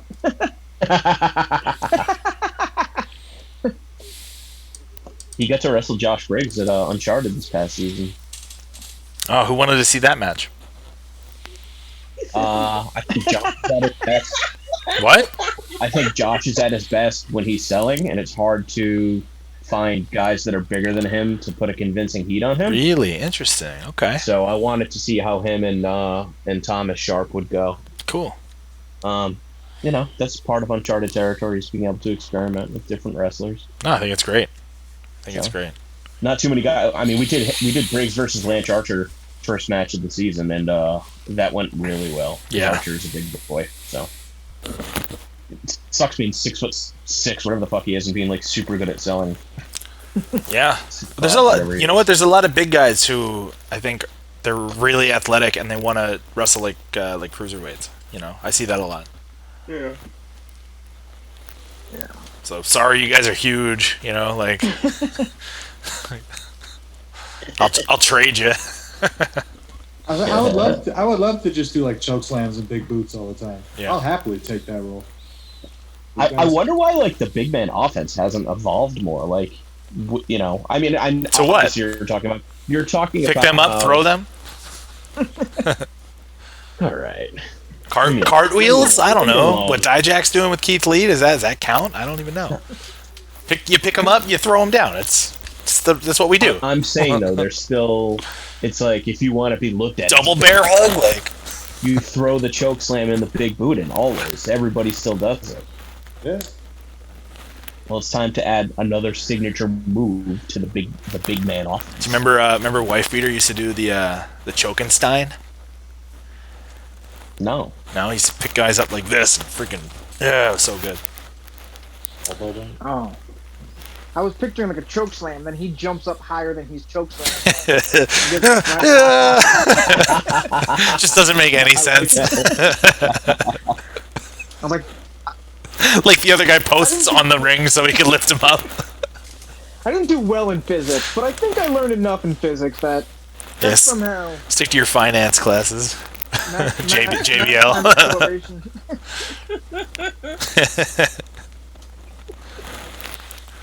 I think Brock Lesnar tried the shooting star press to evolve the big guy offense, and they were like, a noble attempt. So, Ariya on Monday or Tuesday, I was talking about that move with Bobby Lashley. Shooting star? About how Lesnar did it and like undershot and everything, right? We were talking about that. And what do you think Bobby Lashley said to me? that he can do it? Did he? Did you tell him to do it? You think I'm going to tell him not to? Yeah, that's what I'm saying. Gonna hit it in this match with Drew McIntyre? I don't know when he's got this in his mind. I don't know. I doubt he's going to do it with Drew McIntyre, but still, like, he was like, yeah, I don't even want to say it. Like, he was dead serious, though. I gotta see that happen. Man. Dude, Brock used to hit that shooting star, like, perfectly. Yeah, right? I know. Halfway across the ring, too. Until the one time he didn't. Until the most important match of his life. Crazy. And then he fucked it up. Crazy. That's like Ultimo Dragon used to make just great entrances all the time. The one time. His most important one. Yeah, scary move. Put on the damn cape. When he hit it, though, he looked Yolanda awesome. had designed that cape. Yeah. Do you remember, Drew? Do you remember when they had Lindsay? They wanted him to do a springboard shooting star. Oh, you mean when he squashed me? Was that on you? When he flattened me? I forgot who was it on. So yeah, you do remember. Yeah. Stiffest senton of my life. I remember watching that. I'd be like, this is not gonna end. I had something. You know, you just have that feeling sometimes, like in your gut. I'm like, I don't think this is gonna go well. He's lucky it was on me too, because I catch people. Like some guys be like, nope, and they'd roll over or something and put an elbow up or an arm. I was like, all right, come here. Yeah, exactly. Yeah. That was heavy. I forgot. Oh. Yeah, good thing I didn't eat catering that day. Was it? It was on main event though, or was it on Raw? I don't remember. It was on Raw. It was on Raw. Yeah, it was a short match on Raw. Ugh. Those are the days. Yeah, remember those days? That's what we can say now. Remember that? Yeah. Remember wrestling 3-minute matches? After Lesnar and Goldberg's, yeah, stood face to face. Yeah, I remember that. All right, guys, here's a bunch of cruiserweights. Here you go. Vader set the bar too high for big men. Vader? Set the bar high for kicking the shit out of people. His suplexes were awesome. Yeah. Him and like Gary Albright. You know who was a very evolved big man was fucking Mike Awesome. He was good. Yup. How about Big Boss Man? Him too, yeah. How about Bam Bam Bigelow? Bam Bam. That's definitely big. Like But how big was Bam Bam though? I don't know, 6'6", 6'7", Was he? I don't think he was that tall. 5'2". I don't know. You know, remember Mike Awesome used to do like springboard splashes. Mike to the Awesome outside? was freakishly athletic. Yeah. Who was? There was a big guy maybe 10 years ago who was similar to Mike Awesome. Trying to think of his name. WWE? What Yeah. area? WWE, he was around. He was there for a little bit. It was around the time like Nathan Jones, who's another freakishly, like big athletic dude. Great Khali? Mark Jindrak? Jindrak, yeah, Jindrak's who I was thinking of. Yeah. Because Jindrak, I know, he like went to Mexico and now he's like a big star there. Really? Oh, that's awesome. Like CMLL or something. I don't know if he's any good. Heidenreich. Heidenreich. Hide. Wikipedia says Bam Bam was 6'4". That's big. Back when he was around, that was about.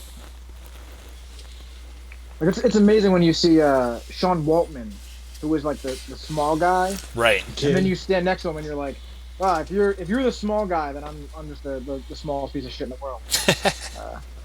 Yeah. Jeff Hardy is another one. Like I was like, oh, Jeff Hardy like inspired me. Like, oh, he could do it, I can do it. And then I'm. What's going on here? Hey. Cupcake, are you going to speak to us today? Are you going to bless us with that beautiful voice? Yes. Is that a giant picture, or is it just held up close to the camera? I'm a dog.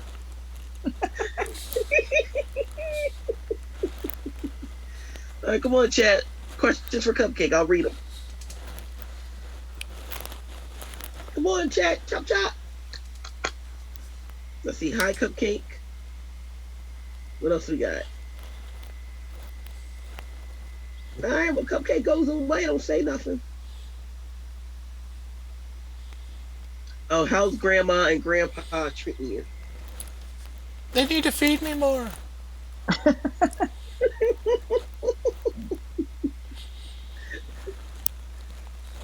I know the answer, but we don't have that many questions, so I'll read it. Does Drew take you on walks every day? He takes me on walks 3 times a day. Oh, That's healthy. Nice. Good. And then he cleans up after me. That's also healthy and sanitary. Cupcake, do you watch Drew on TV? I can only see certain colors, but I try. I listen to him. Let's see. Cupcake, are you a big Skip Sheffield fan? I love some Skip Sheffield. Cupcake, what's your favorite food? My favorite food is eggs in the morning.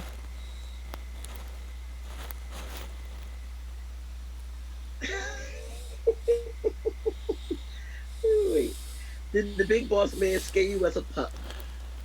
Who's the big boss man? A police officer who's very big.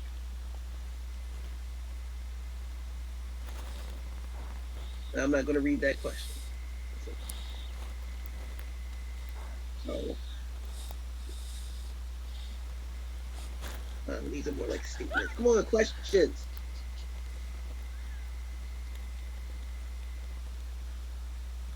Okay, at least ask Cupcake what's the winning lottery number. Cupcake, what's the winning lottery number? 7.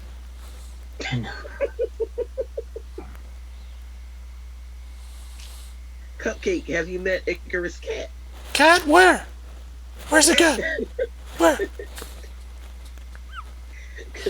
Cupcake, where's your favorite place to pee? That is a very intimate question. Outside on a tree.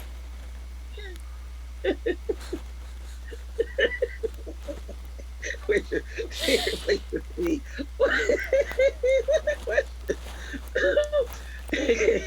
Is Roman Reigns really the big dog? He's the big dog. I'm the little dog. Cupcake, will you cut a promo on Roman Reigns? No.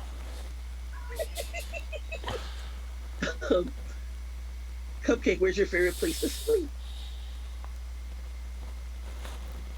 In Drew's bed. Good answer.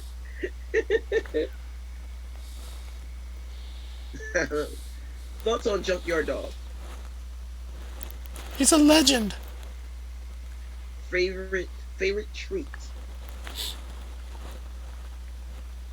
I like the eggs that we get in the morning. Sometimes I steal them. Oh. Cupcake, what's your favorite thing to do every day? Sleep. And then run around in circles.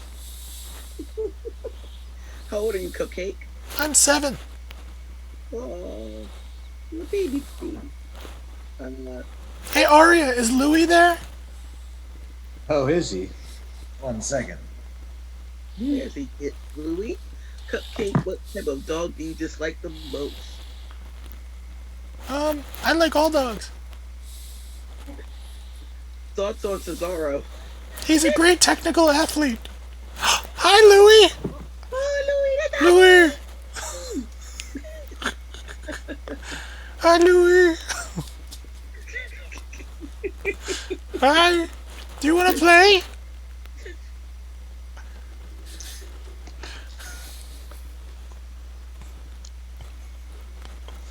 Louie, can we play? How's your bone? Delicious. Do you want to share your bone? No, he does not. Okay, I understand. I can relate. The chat says that Ariya, that's a bear. He's a real life teddy bear, is what we call him.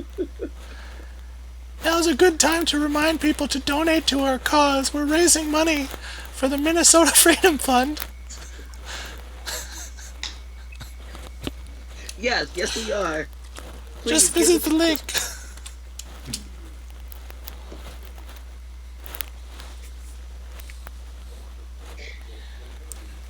Oh, boy. Louie, how are your teeth? His teeth are good.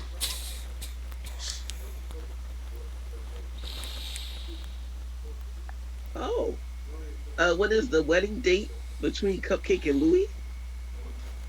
Hey, you knock it off. Yeah.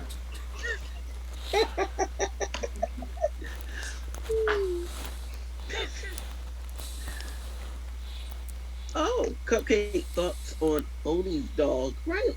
Riley's my boy. Hi, Louie. Oh, lady, baby. Let's see, what breed of dog are you, Cupcake? I'm a Shishan, but I'm 100% that bitch.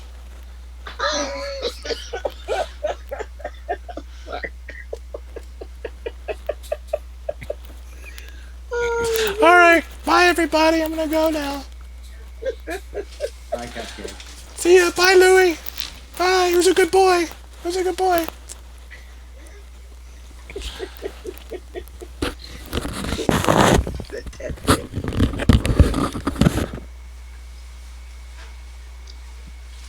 Thank you for the questions, guys.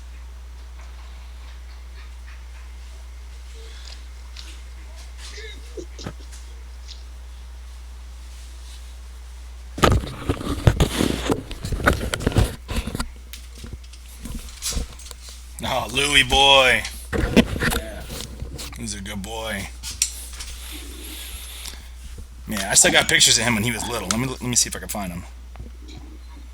Oh yeah, oh, that's right. When you came over, He was so tiny. Right when we got him. Yeah. What breed of dog is Louis? Louis is a golden doodle.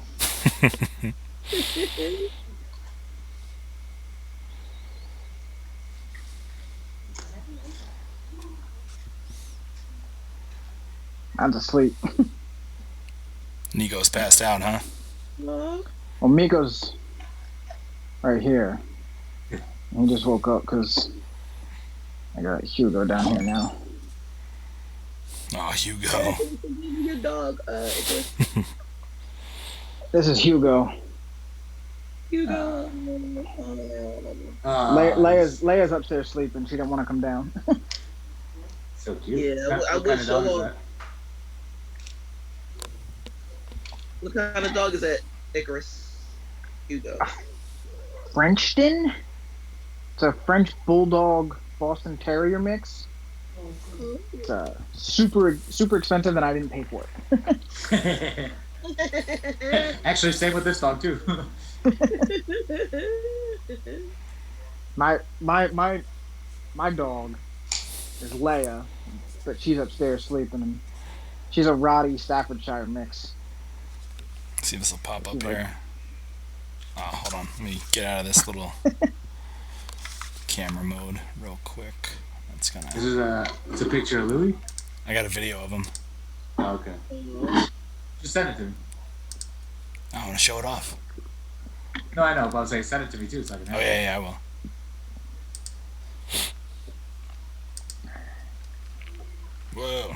Whoa. My cat's name is Nico, like the raccoon from Pocahontas. Nico cat. I did not name him. I'm also deathly allergic to him. When I was in 5th grade, my grandparents went to Disney and they brought me back this green T-shirt that had a pocket, and it had a what do you call like the stitching design? Why can't I think of what it's called? Embroidery? It's like embroidered with Percy on like a pink pillow, and I was bullied to such an extent that day. So needless to say, I never wore it again. However, if somebody could find this T-shirt somewhere on the internet, it was a green T-shirt with Percy the dog on a pillow on the pocket.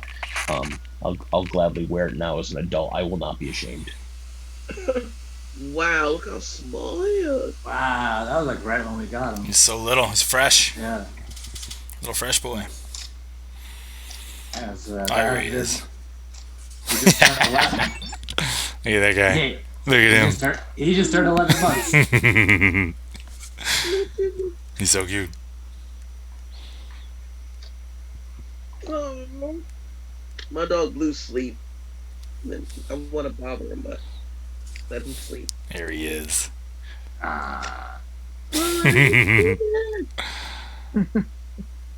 Good old Louis. Little boy. That was when we went to like Mall of America and shit, right? Good trip, yeah. The Nickelodeon theme park in there. It's crazy. Yeah, that was a year ago. Yep. Yeah, when I feel like it's safe to go out, and I mean like pandemic-wise, that's like one of my goals to go to that spot. Woo-hoo. Was this the shirt in question? No, it with the embroidered Percy on the pillow was just on the pocket. Although my friend's girlfriend heard me tell the story and she bought him that exact shirt for his birthday, Christmas last year. So sometimes you just gotta get humiliated, you know.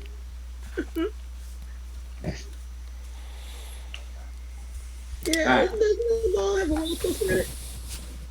It does have. I gotta be up early, so all right. Bounce.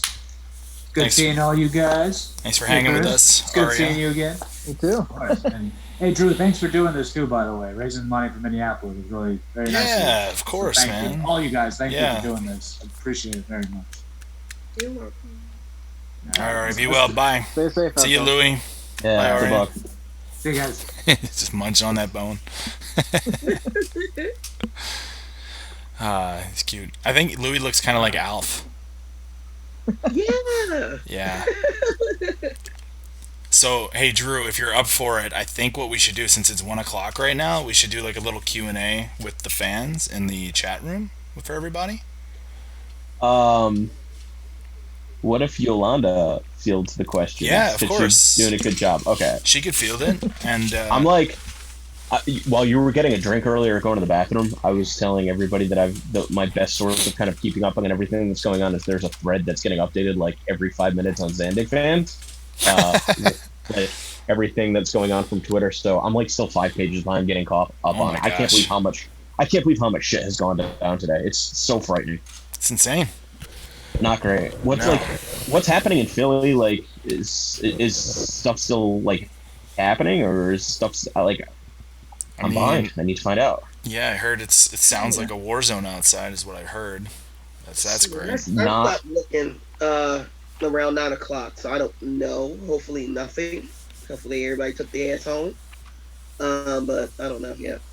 I have a friend in Philly who at 11:48 got an update from Crime Watch, some app that a group of 20 are breaking into businesses. North Watt Street and West Poplar. Whoa. Say the streets again. North Watt Street, West Poplar. Shit. Like North 13th Street. Right off Gerard. Yeah, that's North Philly. Yeah. Oh, come the fuck on. That was 11:48, so. 20 people though? Only a group of 20? That's what the police bulletin. If it's a group of 20, the only positive of that is that it's 20 people. So they can disperse 20 people quickly if they wanted to. But there's a lot of mom and pop shops on Gerard. No big businesses that you count. Club McDonald's. Isn't that the heroin alley? Isn't that around there? Is that Gerard or is that Snyder? I know it's like it's been a while since I was down there. Yeah, I'm trying to think. It could be. I know Snyder definitely got that. I think it's a methadone clinic not too far around like Broad and Snyder. I'm okay. I just get annoyed because I don't, as I mentioned earlier, the last thing I wanted was for looting to happen in places like North Philly. But if it's like I said, 20 people, that's, you know, in a fucked up way. That's kind of like, oh, he's only 20. Oh, thank God it's only 20 instead of a fucking mob. So, come on, give me some questions so I can think of lovely thing. Okay, The Purge is trending on Twitter. I bet. I don't think it's about a new sequel to that movie. First of all, never mind. No, I don't want to know no updates. I know about Philly anymore in the chat. And remember, I have the power to ban. That's right. So, worst tattoo you see on a wrestler?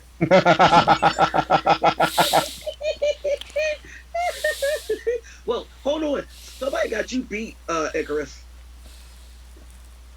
I don't know his name. You don't know his name? I don't know his name. Yes, you do. There's somebody that has like 2 barber razors on his chest. I've seen a lot of bad tattoos in wrestling. Oh, that's not usually guys I can't remember their names. No, I have no problem with this being recorded and me saying that Cody Rhodes has the worst tattoo ever seen in my life. That neck tattoo? Yes. You think that's the worst? That is the worst for worse than Icarus's back tattoo. Yes, because at least Icarus can cover it. Cody can't. And it's like you listen, whatever. If they hire me one day, they do, they don't. But he's a handsome man. And it's like you look and you just see this ugly ass tattoo that sometimes looks like it's touching his face. Like it's ugly because it's not all that great anyway. Let's keep it real. The logo's not all that attractive. And then the placement of the logo, how big the logo is, it's a fucking eyesore. You can't cover it.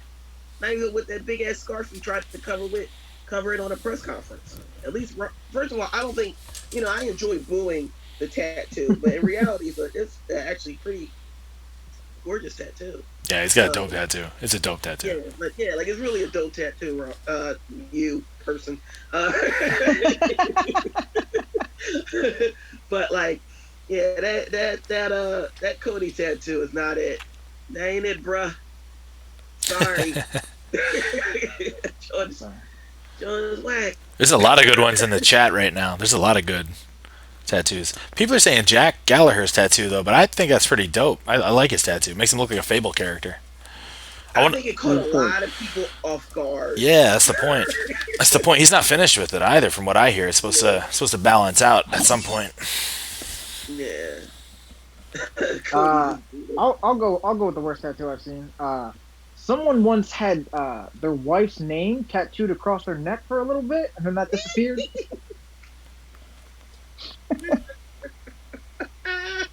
That's a good one too. See, those neck tattoos, that ain't it.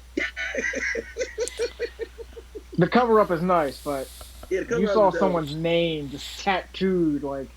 Yeah, that's. Oh, Yolanda, be quiet. That's what I'm gonna get. I'm gonna get Yolanda right across my neck. Yo, whatever. I don't care. You must have some very good vagina if a guy gets their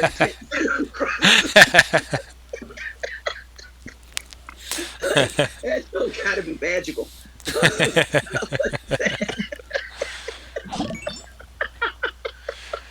Thanks for the follow, Jonathan Johnson, on that note. Batista's belly button tattoo. I enjoy Batista's belly button tattoo. I don't think it's that bad. You know who tattoo I used to despise? Brock's. A sword? One of his. Yeah, I used to. I mean, you can find it on Facebook. If you but I damn sure used to be like, "Here comes Dick Chest." Every time he came with it. Richard Chest.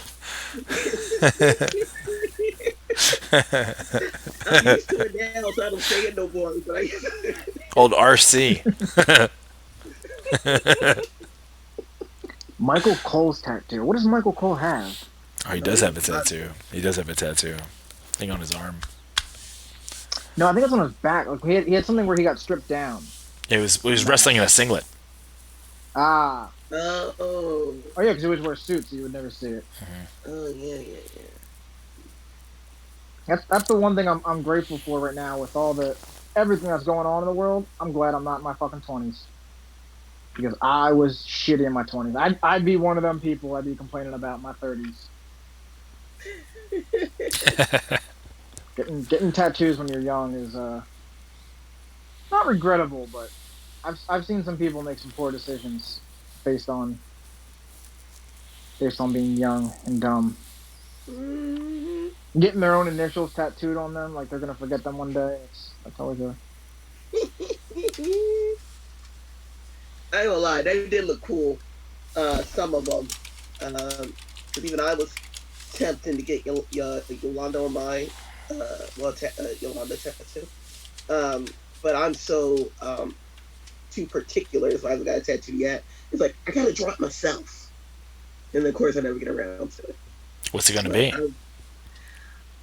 It's probably the one that always I will always stick to is Wonder Woman, but it's like me though. Like it's my it's me as Wonder Woman. I always held on to that for a long time, but I don't know. I have no clue. Wherever the tattoo would be, it'd probably be a thigh joint. I think that, yeah. I wouldn't want on the arm. That's not enough cool canvas. The thigh would be like, yeah, you know what I mean. But yeah, I'm not sure. Actually, my new tattoo. So I used one tattoo guy for basically everything that everyone's seen. Like my leg tattoo, the one on my shoulder I got when I was 17, 18. My back was all done by the same guy. And now, because I don't, my old tattoo artist had some issues, so now I go to Crossbones when he comes into Jersey. Yeah, he's so good. Yeah, he's done my Chikara tattoo, my Calvin and Hobbes tattoo, and Uncle Iroh. I have. Nice. Yeah, he's amazing. Didn't he win a competition on TV? He did. He was on. It's not Tattoo Inc. It was like, I think it only lasted 1 or 2 seasons, but he won and then got a big chunk of change.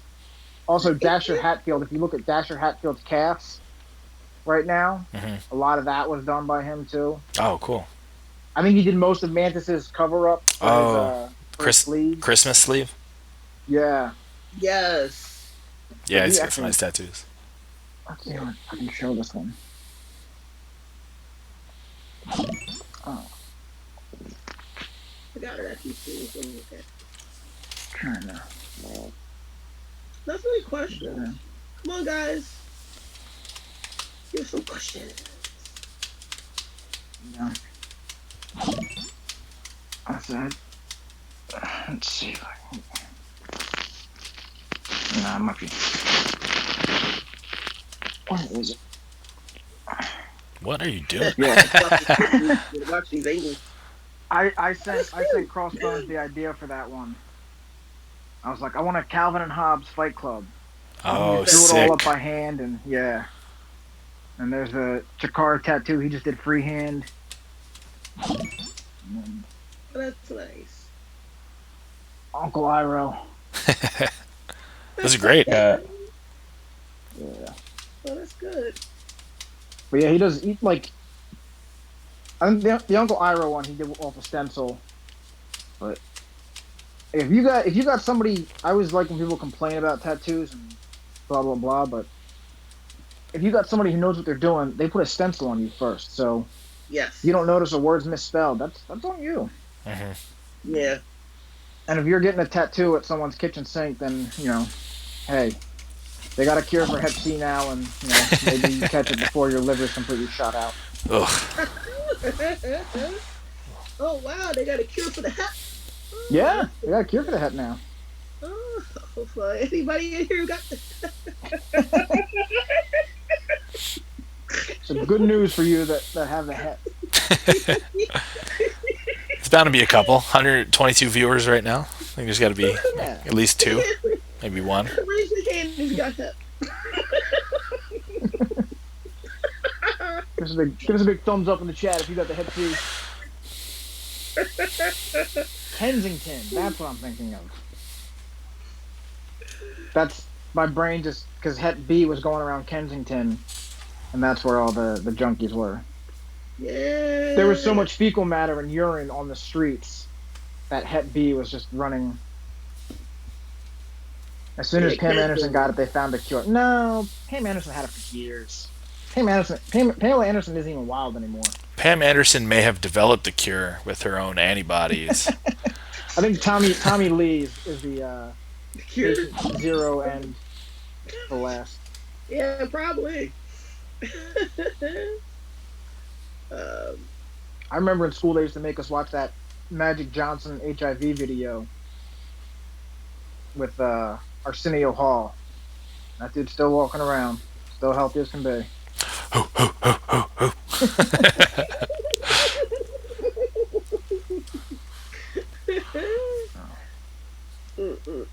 Yeah. Messing my phone up.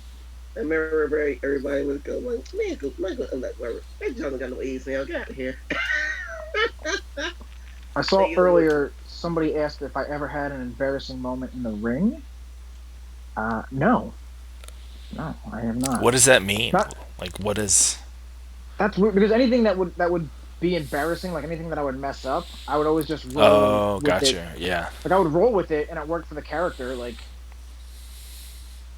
being a heel is much easier. You can be a bad guy and mess up, whereas if you're a good guy and you mess up, but I try not to be nice. Who is the biggest nerd here?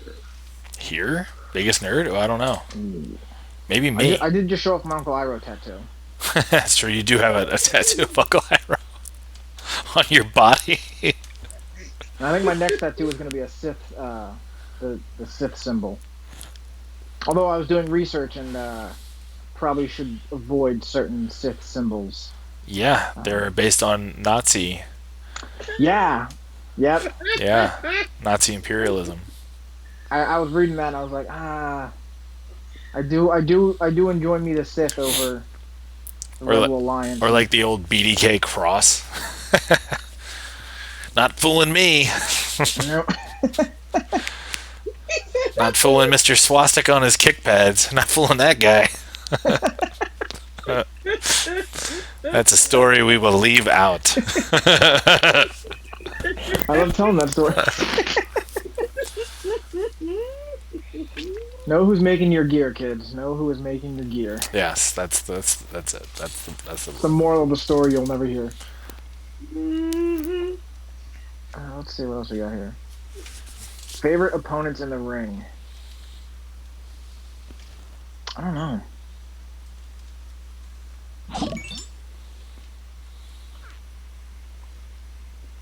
Alright, Sean.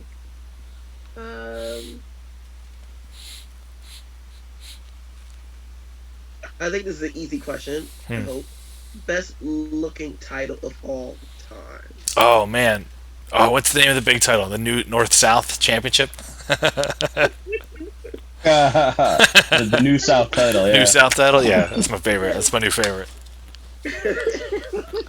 I would say the early mid-90s IC title or that Texarkana title. I mean, not the original, right? The one that he had made up? Yeah.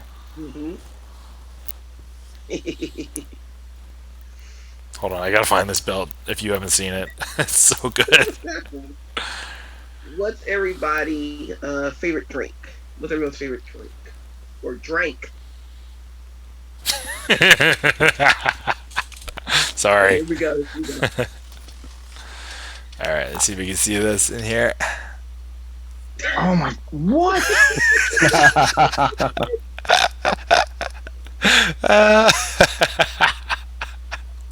Look how freaking big that is. Is that Paul Bunyan's belt? He looks like a a little kid holding that thing. The best is if he's like 6'1". The strap is normal size. No. Oh, it's so good. That belt is wild. So good. The new North-South, New South. Sorry, New South Wrestling Champion. That belt is like an 8-year-old. Not the old South, the New South. Oh my gosh, it's wider than his chest. It's actually a suit of armor. Incredible.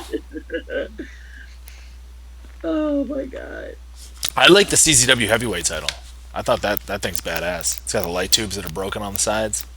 Oh yeah. The Chikara Grand Championship ends in a point, right where everything lines up, and if you try to wear it around your waist and then walk with it, it's just stabbing you the whole entire time. Like it is. It's a pretty looking belt, but whoever designed that did not expect to function. Or maybe they did. Maybe they just, I don't know, something happened and they decided to take it out on whoever won the title. Should have threw some leather. Should have threw some extra leather in there behind it. You can't wear that belt as a backpack. How would you fly with that belt? Like, I couldn't imagine getting on an air, like... You put that belt on a boat. Yeah. It's like the hood of a car.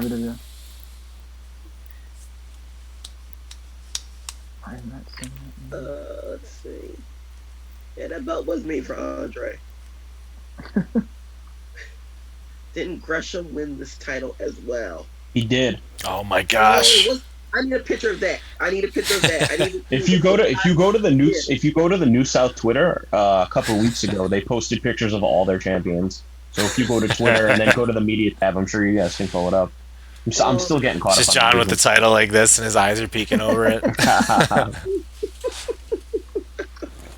Favorite song? Actually, my favorite song, which has been my favorite song for quite some time. That's an easy one. It's Cody by Matchbox 20.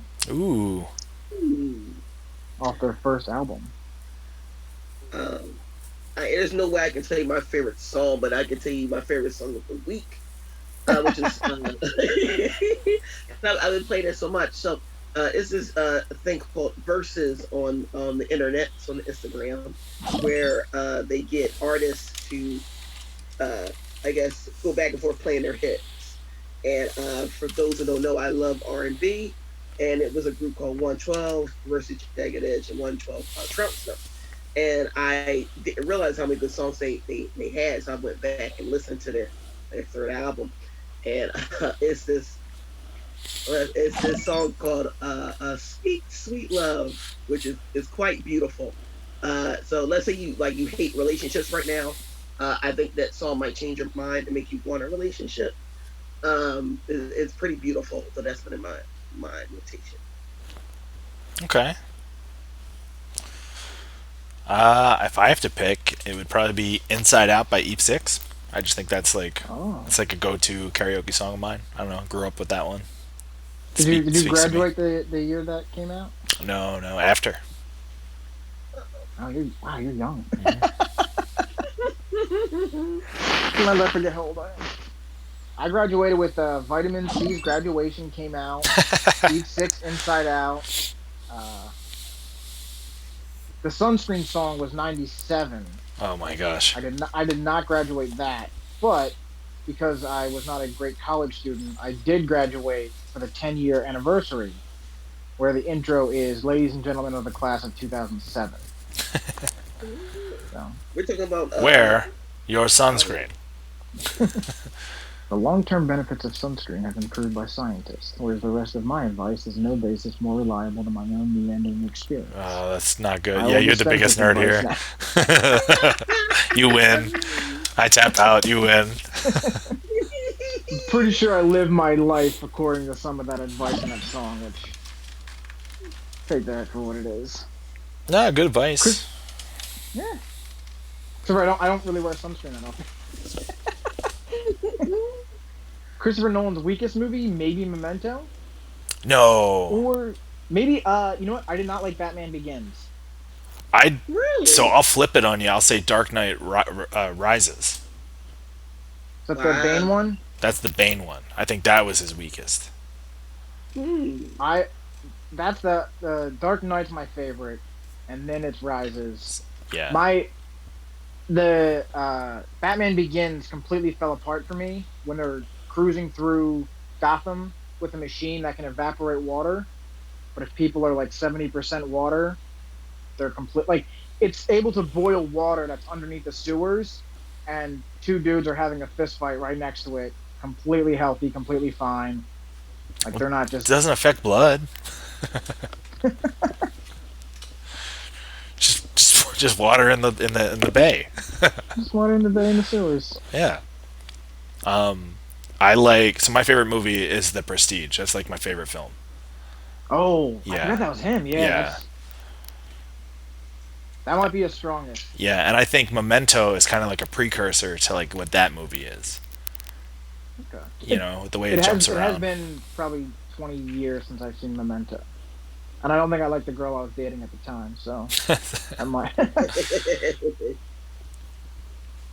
I'm excited to see Tenet. Is No Mercy. That's an easy one. Same. No Mercy.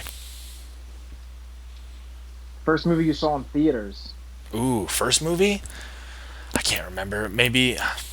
No, I can. Maybe The Little Mermaid. I don't know. Mine has to be because I remember my grandfather I'm sorry, my dad. Star Wars.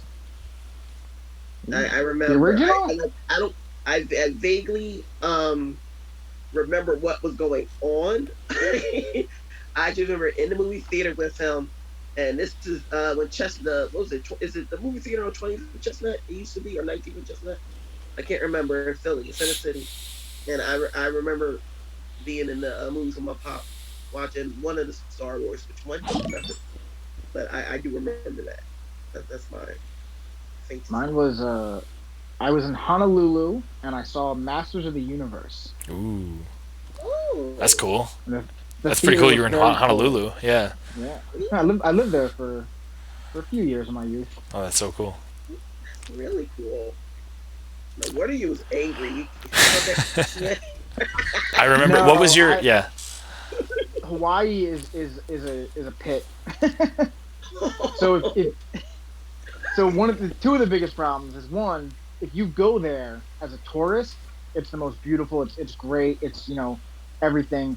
When you live there, everything's overpriced because they don't have the land to have the cow. So even like a gallon of milk, that has to get shipped across. And if you look on a map, Hawaii is actually closer to Japan than it is the United States. Right. So everything's expensive, and they section off where, like, you're a tourist, so you wake up, you go out on the beach, it's beautiful, it's pristine, it's great. The other side, where all the townies live and all like the military people live, they drive the trash out on a boat and they dump it. So in the morning, the tide comes and brings all the trash. So you would get to the beach in the morning, and it would just be a line of trash. So like you would have to go with like a big trash bag Oh my and then gosh. clear your spot out. Yeah, it was. How old were you? It's horrible. I was 3 to 6. So Wowzers. first time I saw a guy get stabbed. It was in school, so it was. What? Like it's okay. So this is kind of the weird thing about me remembering the 80s. One, I walked to school. I was in kindergarten and first grade. We walked to school, like rode our bikes or walk. Our school also didn't have hallways. They had like the pavilion that kind of went out, and then your like the door, almost like a shopping center. So the door was your classroom. But one day in kindergarten, I got lost on the school grounds because it was a massive school, and a student stabbed another student, like in the stomach, and I happened to be coming across the hallway, or like the alleyway, and I saw it. So the kid turned around and started chasing me with a knife to stab me. Except it was after school, so I had not reported home as I should have. My stepdad ended up driving past the school, saw me running. He was in the Air Force at the time. No, he was in the Navy, not the Air Force. I always thought he was Air Force because he was a helicopter pilot. So he was a big dude.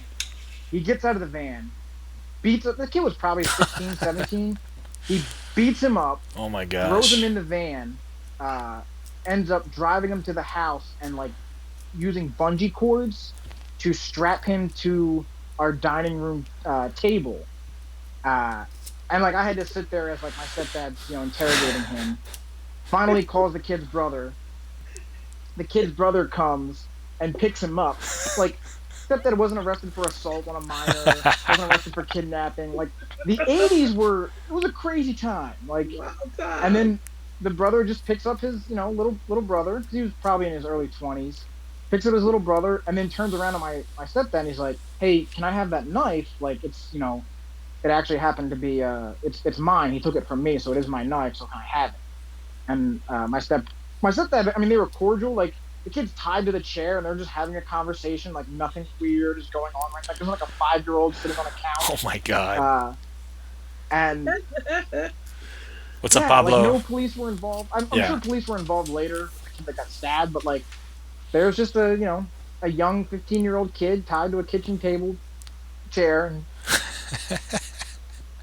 80s were a bit crazy. Oh my gosh. We walked many miles to school by ourselves or to the bus stop. Like, eventually came back to PA, and I lived in not the greatest neighborhoods, but we walked to the bus stop just like everyone else. There were no carpool of idling minivans waiting for the bus to pull up and everyone gets out and runs to the bus. 80s were great. I was gonna say, Did you all have the same childhood experiences as I did in the 80s? I was 3.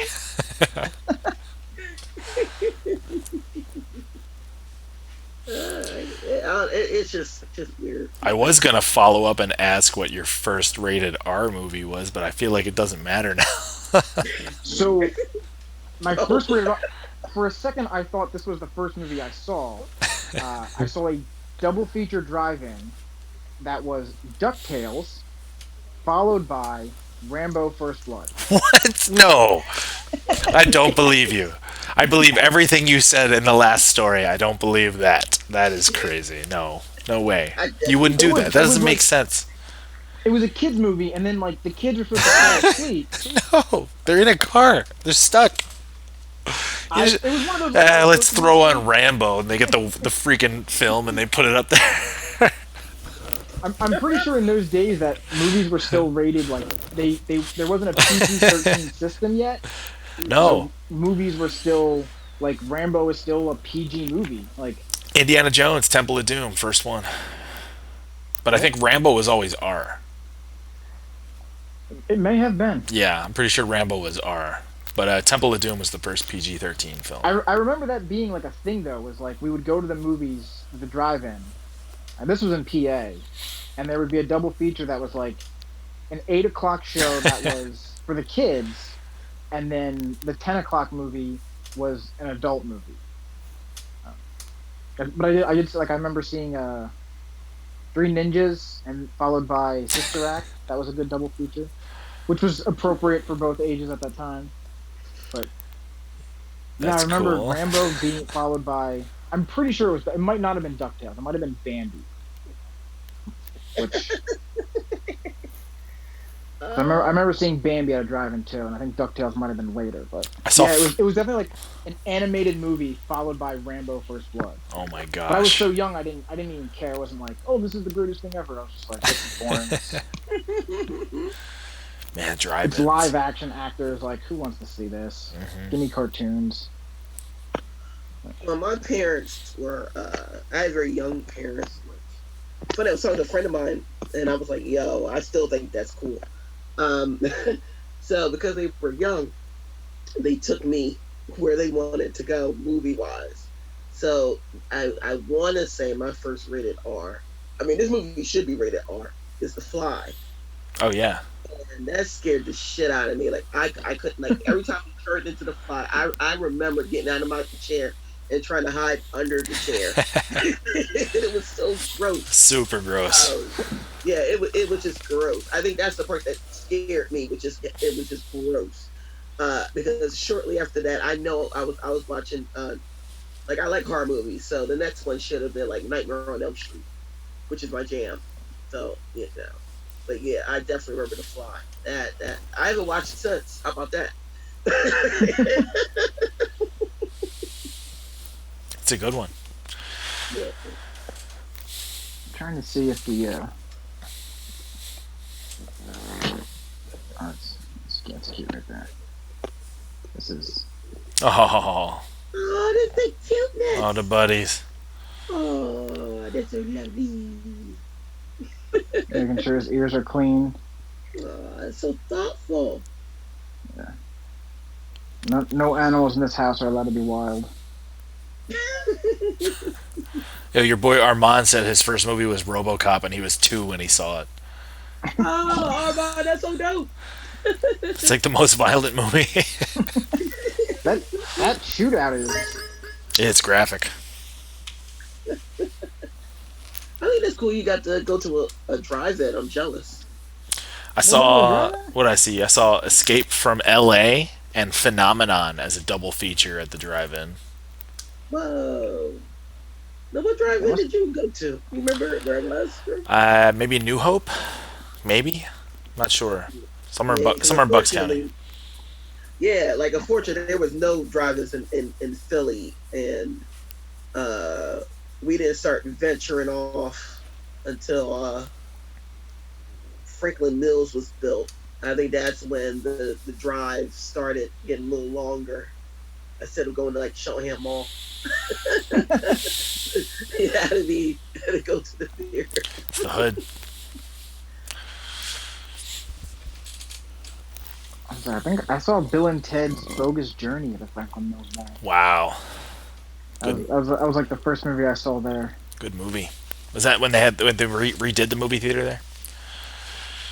I was 9 or 10. I saw my friend's mom took us, and we were not too young to be seeing that, but I don't know. Right now, I'm binge watching Star Wars: The Clone Wars. So good. And I keep trying to figure out like what age group that's supposed to be for. Oh my god, it jumps after the first season, big time. I mean, there's just like, because at first it's just robots getting killed. Like I'm used to Batman and Gargoyles. It's like Ninja Turtles kind of thing, right? Yeah. Where it's like, oh, like you're just killing robots, that's fine. And then shortly thereafter, like just Jedi and everyone else just straight up murdered. Grievous, I think, electrocutes a Jedi in the second season, in the beginning of the second season. Just like tortures them and then electrocutes them and they die right on screen. Real crazy. But that show is amazing. Man, it gets good. It gets better and better. I'm in season 5 now, so I watched the face off angle where Obi-Wan Kenobi gets killed, and then has to go to prison to find out like the secret plan. Harko Radine. Yes. I'm the bigger nerd now, son.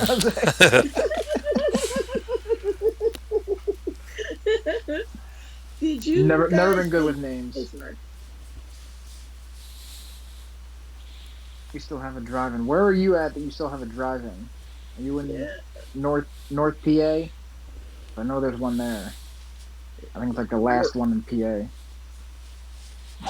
I was probably going around Willow Grove. There had to be something, because we didn't drive far, and I was in that like Willow Grove Air Force Base area.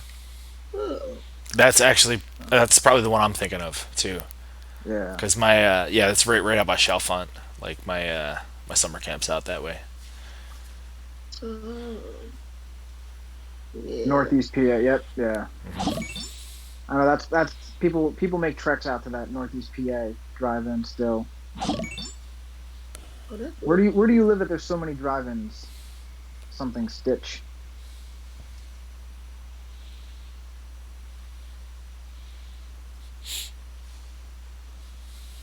Yeah, because I only know about the fake ones. Whatever, they wasn't really drive-ins, but it's like the mock-up of it. Like when I was living around New York, they would have the and I know Philly eventually adapted this, like the movies in the park.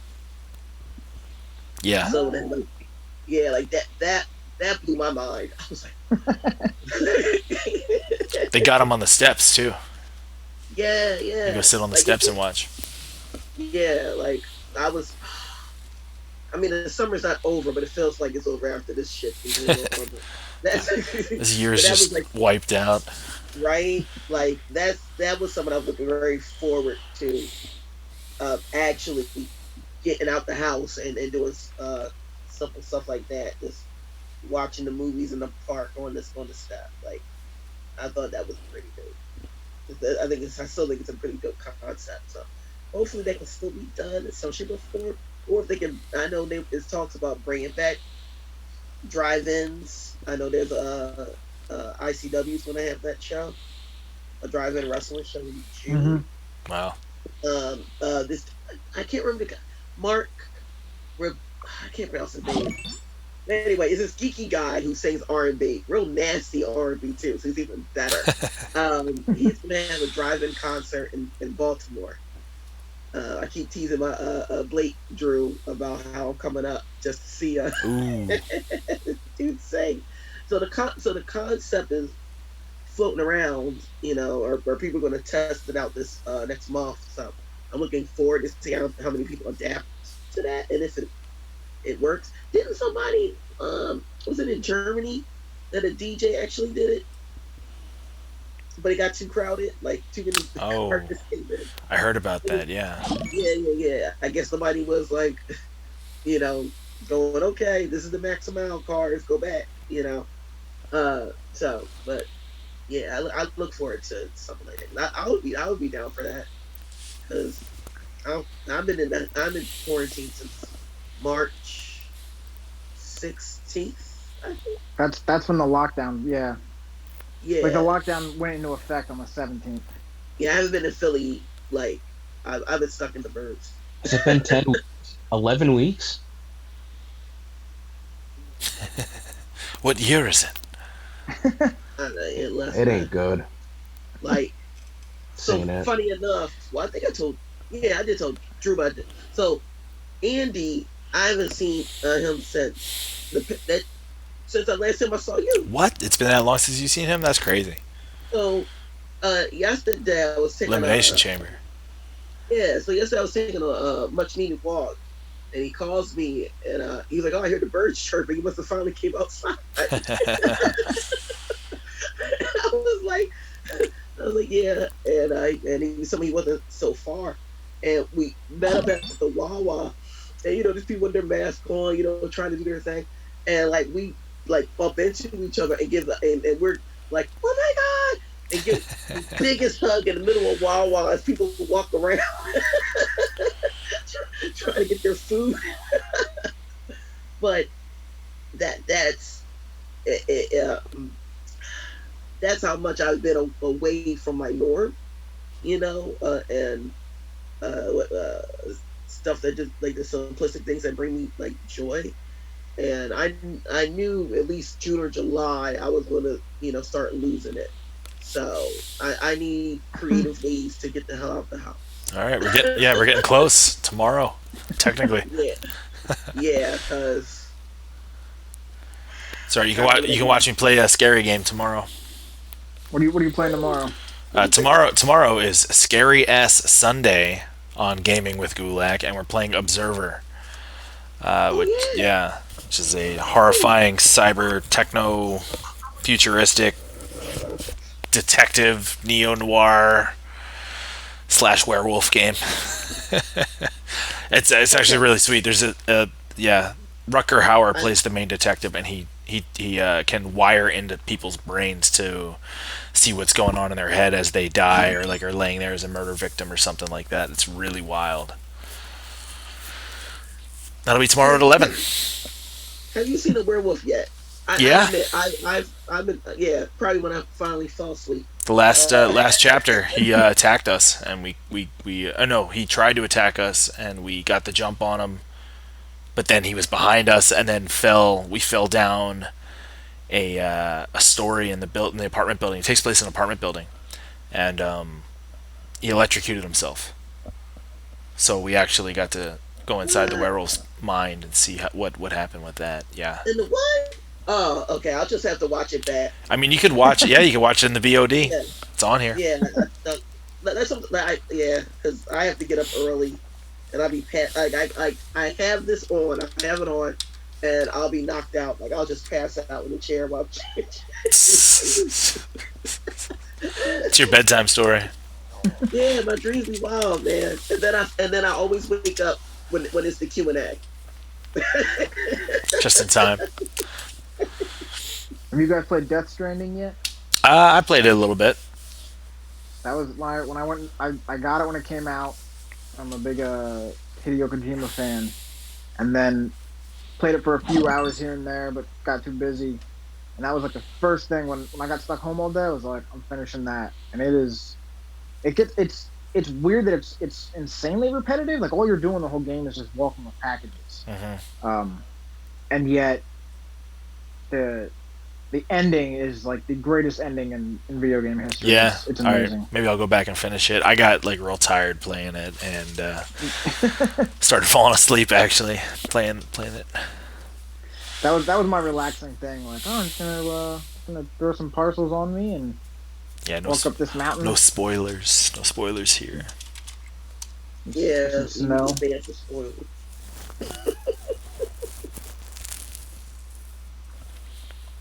I finally beat Final Fantasy VII Remake. Nice. I'm stuck. I gotta fight the Hell House. Oh, yeah. So I'll do that on Monday. That's my Monday game. And then Tuesday we play Doom. And then Wednesday is Winch Wednesday. That's our Uncharted 4. That's a big fan favorite here on Gaming with Gulak. And then on Thursday we do Psychonauts for Throwback Thursday. Friday has been open play. I did Mortal Kombat yesterday. I think you saw that. Yep. Yeah. That game's gross. Mortal Kombat? Yeah. Did you watch? No, I can't do Mortal Kombat. We were, it's too gross. we were looking at all the friendships yesterday. That Arnold one was sweet, where he was just riding back and forth. And kept posing like a stuntman. I have it saved on my YouTube just to watch it as a movie. Which one? I mean, Mortal Kombat, like just Mortal Kombat. Like the film. You were playing. Oh, Yeah, when I was playing. I have it. The one you were playing. Yeah, Oh. I have it saved. I found that I'm looking up once on YouTube because I was what stream was I watching? Meru's stream, and he was playing Shang Tsung, and he did his ending, and which was nuts. And I was like, oh, I want to see this from another point of view. So I found somebody else's. I don't even know who's going to be the one who ends it, but I love it just as like a movie. So like yesterday, I think you were asking when it what was the question? Is it supposed to be a movie, like a new Mortal Kombat movie? Coming out next year, yeah, supposed to be. If it's not like this game, I don't care. I think that's what I think it's going to be. So like they talked about how they're going to show fatalities and like I'll bet you when you see it, what did they call it in the last game where you see the skeletons, the X-ray attacks, like stuff like that. Like you'll see the bones and it's gonna be more surreal, I think, than the other films were. It's not as good as the game. Throw it in the trash. Right. Which makes sense because like ever since the original games, like bodies would explode and there'd be like 40 rib cages coming out of like one character and like 8 brains like flying out. Like it didn't, it was never realistic. I think that's kind of the point. Yeah. Either that or like I don't care if the movie is literally the I don't know what would you call it, not the texture of the game, but literally a video game. The way that the video game actually looks, and it's just that's in that like that. Like I wouldn't care, because you're still having the actors and whatnot. I know Ron's going well, whatever the hell. He's going no, but I would personally, if that prevents them from fucking it up from a human form, yeah, I would prefer that. So, because so far they've been 0 for 2. Yeah, I mean the first one had its moments. Yeah, I'm looking at Icarus over here, just to make sure that he ain't trying to go. Oh yeah, but so good. Nah. First one is all right. First one is all right. You get the Johnny Cage ball punch in there on Goro, which is nice. That is true. It does with moments. I will say. Shang Tsung was good in the one, first where they replaced Raiden, the actor that plays Raiden. They just it's so I bad. think they kill off Johnny Cage because the actor immediately come back. They immediately kill him off. Yeah. Yeah, the movie's trash. X-rays. Movie's trash. I mean, are they gonna stab people in the head and then they're just gonna keep fighting like in the regular game? Like, come on. We'll see. Well, I'm being harsh. The first Mortal Kombat actually wasn't bad. It wasn't as bad. I know Street Fighter was though. Or was it part? Which one was it? Is it a 1 or a 2? 2 is Chun-Li. They made a Chun-Li movie. That part but 1. One is Jean-Claude Van Damme. Yes, and that one. The guy from Addams Family. Raul Julia. Yeah, I was gonna say. Yeah, that one, boy. These boots levitate me, and then he flies towards the screen. They levitate me. Damn. All right, so let's do some more Q&A. What do we got? Anybody asking questions or what? Because we're about to wind down here since we got about 10 minutes left before it's 2 a.m. on the East Coast. So if you got questions you want to answer by myself, Denver, Colorado, Miss Yolanda of Gimmicks, or Icarus, feel free to shout them out in the chat and we will get to them right now. Thank you, Macho T. Appreciate it. Best beard in wrestling. Come on, man. Check it out. I don't know. Warbeard used to be pretty extreme. Warbeard. What a name. Favorite opponent? Only Lorcan, I'll say that. Biff Busick. Wow. Good old Biff. Does he wrestle still? I don't think so. I think he just gardens. If they bring Kurt Angle back, they should wrestle. He should wrestle you. It should be Kurt Angle and Matt Riddle against you and Biff. Biff can be my Kurt Angle. Yeah, I think that's fair. I hope they just yell at each other from a distance and then become best friends and leave both of us. That's how I would book it. Best blonde wrestler. Oh, Icarus, easily. Yeah. Is that considered blonde hair? Yeah. when I can go see my my hairstylist. Okay. All right. You've had a lot of different hairstyles over the years. You always kind of freshen it up. I have. In the summer, it's a little bit lighter than this, and I'm actually out in the sun. Like the roots are lighter, but I was a big fan of the Crow growing up, and I always wanted long black hair. So when I shaved my head, I went to my hairdresser, and I was just like, let's do black. And she's like, I don't. She's like, you're paying for it. And I was like, all right, that's fine. And then I wanted the creepy black mustache. Then I got frosted tips because frosted tips made me look like a douchebag. and then I grew it out, got it shaved because real world, and yeah, now I hate getting my hair cut. So, but now I have to put a little more blonde. What are the first things you're going to do after lockdown ends? Go to a movie theater. Yeah, I miss movie theaters. I agree. That's a good one. I miss turning my phone off for 2 hours and not having to deal with anyone. I don't care what movie it is. I don't even want to think about it, because then I'll just start getting bummed out. I've pretty successfully pushed any sort of thoughts of anything except for quarantine out of my head, so... I know, not very upbeat. Cool. I want to go and play mini golf. No, Drew. I got the same mindset as you as far as actually going out. The wrap. Mine's is basic. Like, I cannot wait to go to the hair store, which basically just means the beauty store or whatever. And Marshalls. Love some Marshalls. I need sneakers badly.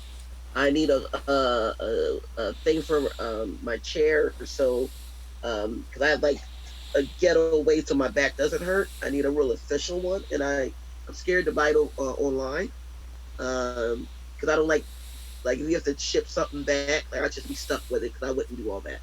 So Marshalls and the hair store for me. I can keep the hair blue. Armand, I'm driving to Philly for a cheesesteak after lockdown.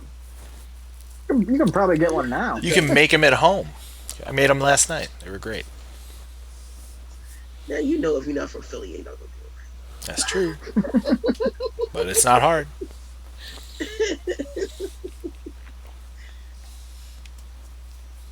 Oh, Icarus versus Mandy Rose. Best hair match. What's the worst gear I've ever rocked? While I did enjoy the nostalgia gimmick of it, that Marty Jannetty gear. It's so bad. It's so stupid. I liked it. I did. No, it's terrible. Come on. No, I liked it. I've worn it a few times. Like I bought it for one match. Like I had it made for one match, and I was like, I'm gonna stretch this out for as long as I can. And I think I've probably worn that 3 times total. But when I had that the jet black hair with the black mustache, and that it just clashed so bad. Really? I actually think I think because your hair was black, it would have worked. If your hair was brown, no. Blonde, possibly. If you looked like Marty Jannetty, no, it wouldn't have worked. No, on him, no, it wouldn't have worked. If his hair was blonde like it is, yeah, that'd have been hot 80s Icarus. The second for functionality wise, I wore gear that actually tore in the middle of the crotch. I had someone who was not a gear maker make it. This was very early on. And also that red gear that I had when Jakara came back was it snapped. There was 2 snaps right underneath my crotch, like a onesie. Yeah. And if you've ever worn a onesie, they're okay until you jump over the top rope, and then the onesie will actually shift, and sometimes it'll just catch something, and you're now in front of a couple hundred people, and you have to kind of you have to call Bryce over so you can, talk some smack. When in reality, you're just trying to get the best angle to just get, something free. See, I would just have Bryce do it. True. And he would too, because that's the kind of friend he is. I'd be like, "Hey, check me for weapons." What's the match from the '80s where somebody gets suplexed and their dick comes out and the ref has to go put it back in his tights? Ivan Koloff? I think it's. I get the call. I get. Hey, can we get the link in the chat, Big Cat 8? I mean, it's 100% a thing that's out there. So. It happened to Biff when he was doing NXT. He did like you see like a double suplex, and all of a sudden they cut to the opposite angle, and it's like, oh, that's really bad editing. I was like, I wonder if they couldn't lift him up and they had to redo it. It's like, nah, my dick came out.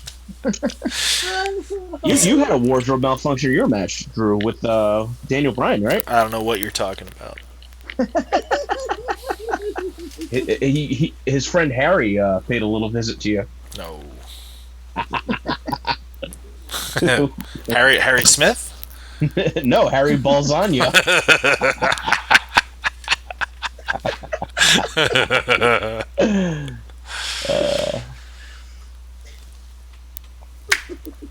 Favorite video game is N64's No Mercy. Mine is Ocarina of Time. Okay. Eternal Champions for me. Nice. Ooh, the old Sega Genesis. Mm-hmm. Yeah. I just brought that game up the other day to see if anyone remembered it, and no one did. Really? Boo. It's a classic. Great music too.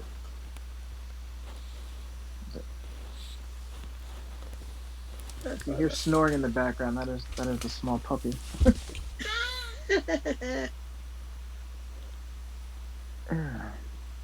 Best wrestling gear of all time. Oh, man. I don't even know. I might go with Liger's. Oh, he looks amazing. Yeah.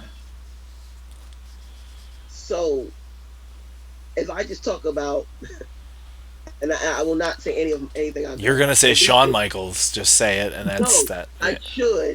I should, but I'm not. With his mirror pants. See, I'm trying to not go to the easy routes.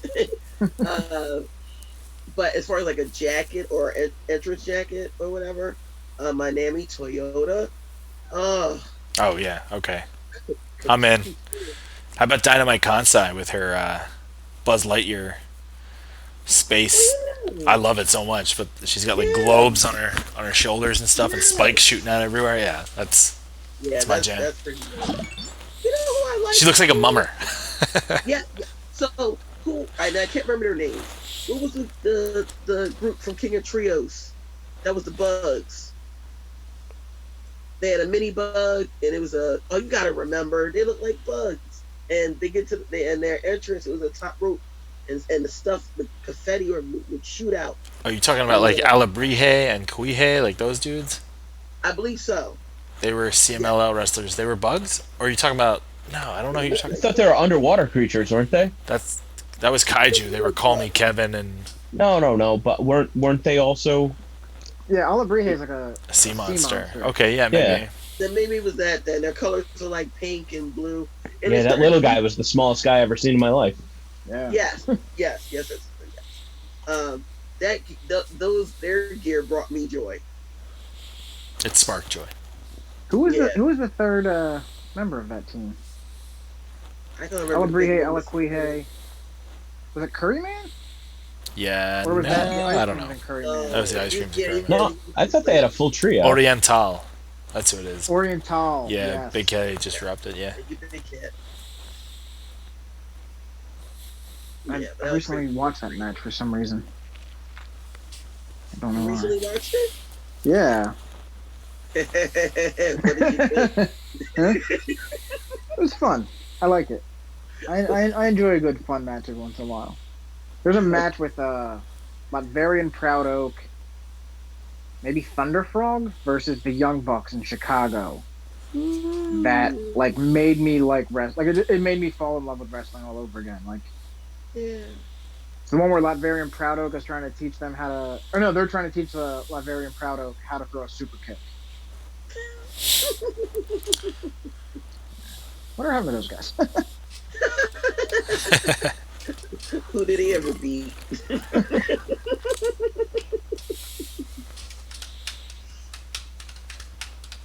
What hair products do I use? So, I use Tresemme shampoo and conditioner. That's 90% of the time. That's all I use, and then I use a basic mousse. I just have naturally amazing hair.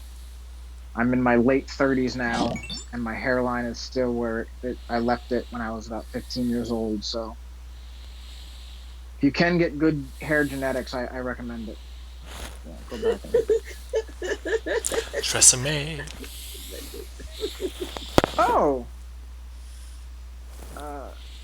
Armanda found the gif of Nikita Koloff's penis popping out. Oh, thank you for sharing that. Thank you. Oh, Armand. I'll take things I will not be clicking on for 1,000, Alex. It's probably not graphic enough that you can. It's just probably enough detail that you can see what's going on without they're not going to put it on broadcast. It's like you might be able to blur it out a little bit, cable. Little blurred out, little Lego Fox penis. ain't putting it on, but I think USA will let it slide. Lego genitalia. All right, we're good. I'll click it. Somebody needs to watch it in the chat. Armand, you watch it and tell me what you say. Oh, it's innocent enough. I don't know. It either looks like he's slipping him a dollar bill, or all right, I'm gonna look. I'll do it. Look, it's great. Ew. It's wholesome. Oh, that's gross. It's the smallest penis I've ever seen. Okay, you don't see anything. Now wait a minute. He's wrestling. What do you? He don't need to have anything big going on. He's just doing a little match. Wrestling or not, he ain't wrestling 24/7. Ooh, actually, speaking of which, the worst gear I ever might have had. He's got a little sports stick going on. I had gold fist tights that I wore, I think, once or twice, and after wearing them, the crowd started chanting "Moose Knuckle," and I was promptly told. What a chant! I came back. Yeah, it was at Chikara, but yeah, I wore those out there. The crowd chants "Moose Knuckle," and I come back, and Mr. Q Bush was like, "Could you never wear those again?" I said, because no matter how big it is, when your gear is light enough and shiny enough, it will show everything. Yeah, that's true. So, holographic dots. yeah. The Frank was on one side, the beans were on the other side, and Did you get the beans about the Franks?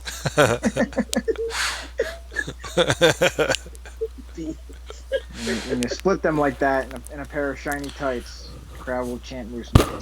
I hope they explain that to their kids later. Oh man, where the hell was I? I don't remember hearing that at all. What year is this? I don't remember that at all. It was Hellertown. What year and date and show title was this? No. Just the year. Might have been around 2007, 2008. Oh yeah. Then yes. Yeah. It was post college for me, because when I was in college, I never bought new ring gear to the point that ring gear was given to me, and I was basically told, like, you have to start wearing something besides these airbrush tights that I can't stand anymore.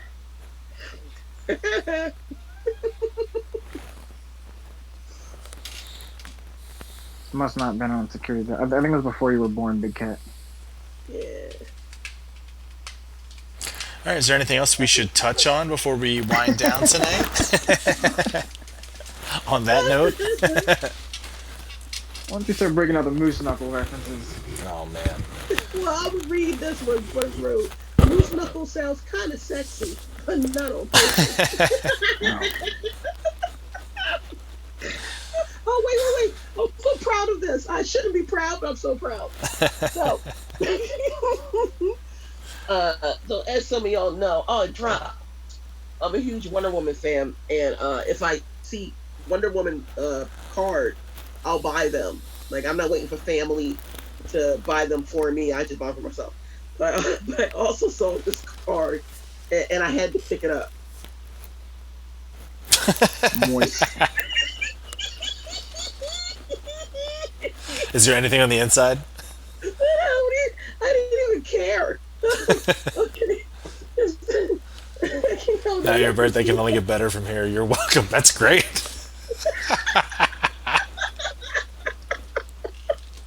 Moist.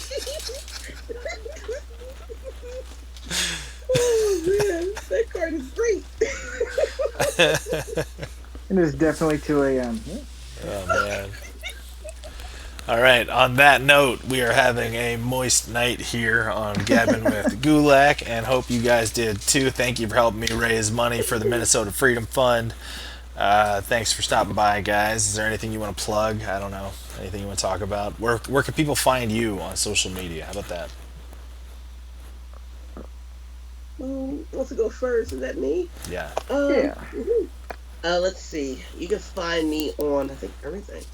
Instagram, Twitter, sometimes Facebook, at Gimmicks247. Gimmicks spelled with one M because it looks better that way. Cool. Thank you, All right, Yolanda. I'm at Icarus WRW on Twitter, Instagram, and Facebook. Same all across the board. Now on Twitch too, right? Now on Twitch too. I had this and then I re-uploaded it because I wanted to see some Mortal Kombat. Awesome. Yeah, see how Drew was doing. Hell yeah. And now you're here. Denver, Colorado, what you got going on, man? At Beyond Wrestling. And I don't know, man. Any shows on IWTV? I hope people I don't gotta plug anything. I just hope people start treating each other better. That's all. Yeah. That's what I really want. So For real. Amen. Word for that. Yep. Well, on that note, I think Big Cat 8 will put your handle and plugs in the chat anyway.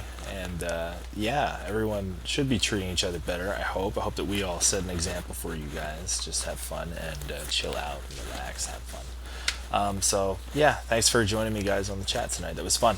Now I'm going to raid somebody. And then I'll be back tomorrow for Scary Ass Sunday. Where I'll play Observer.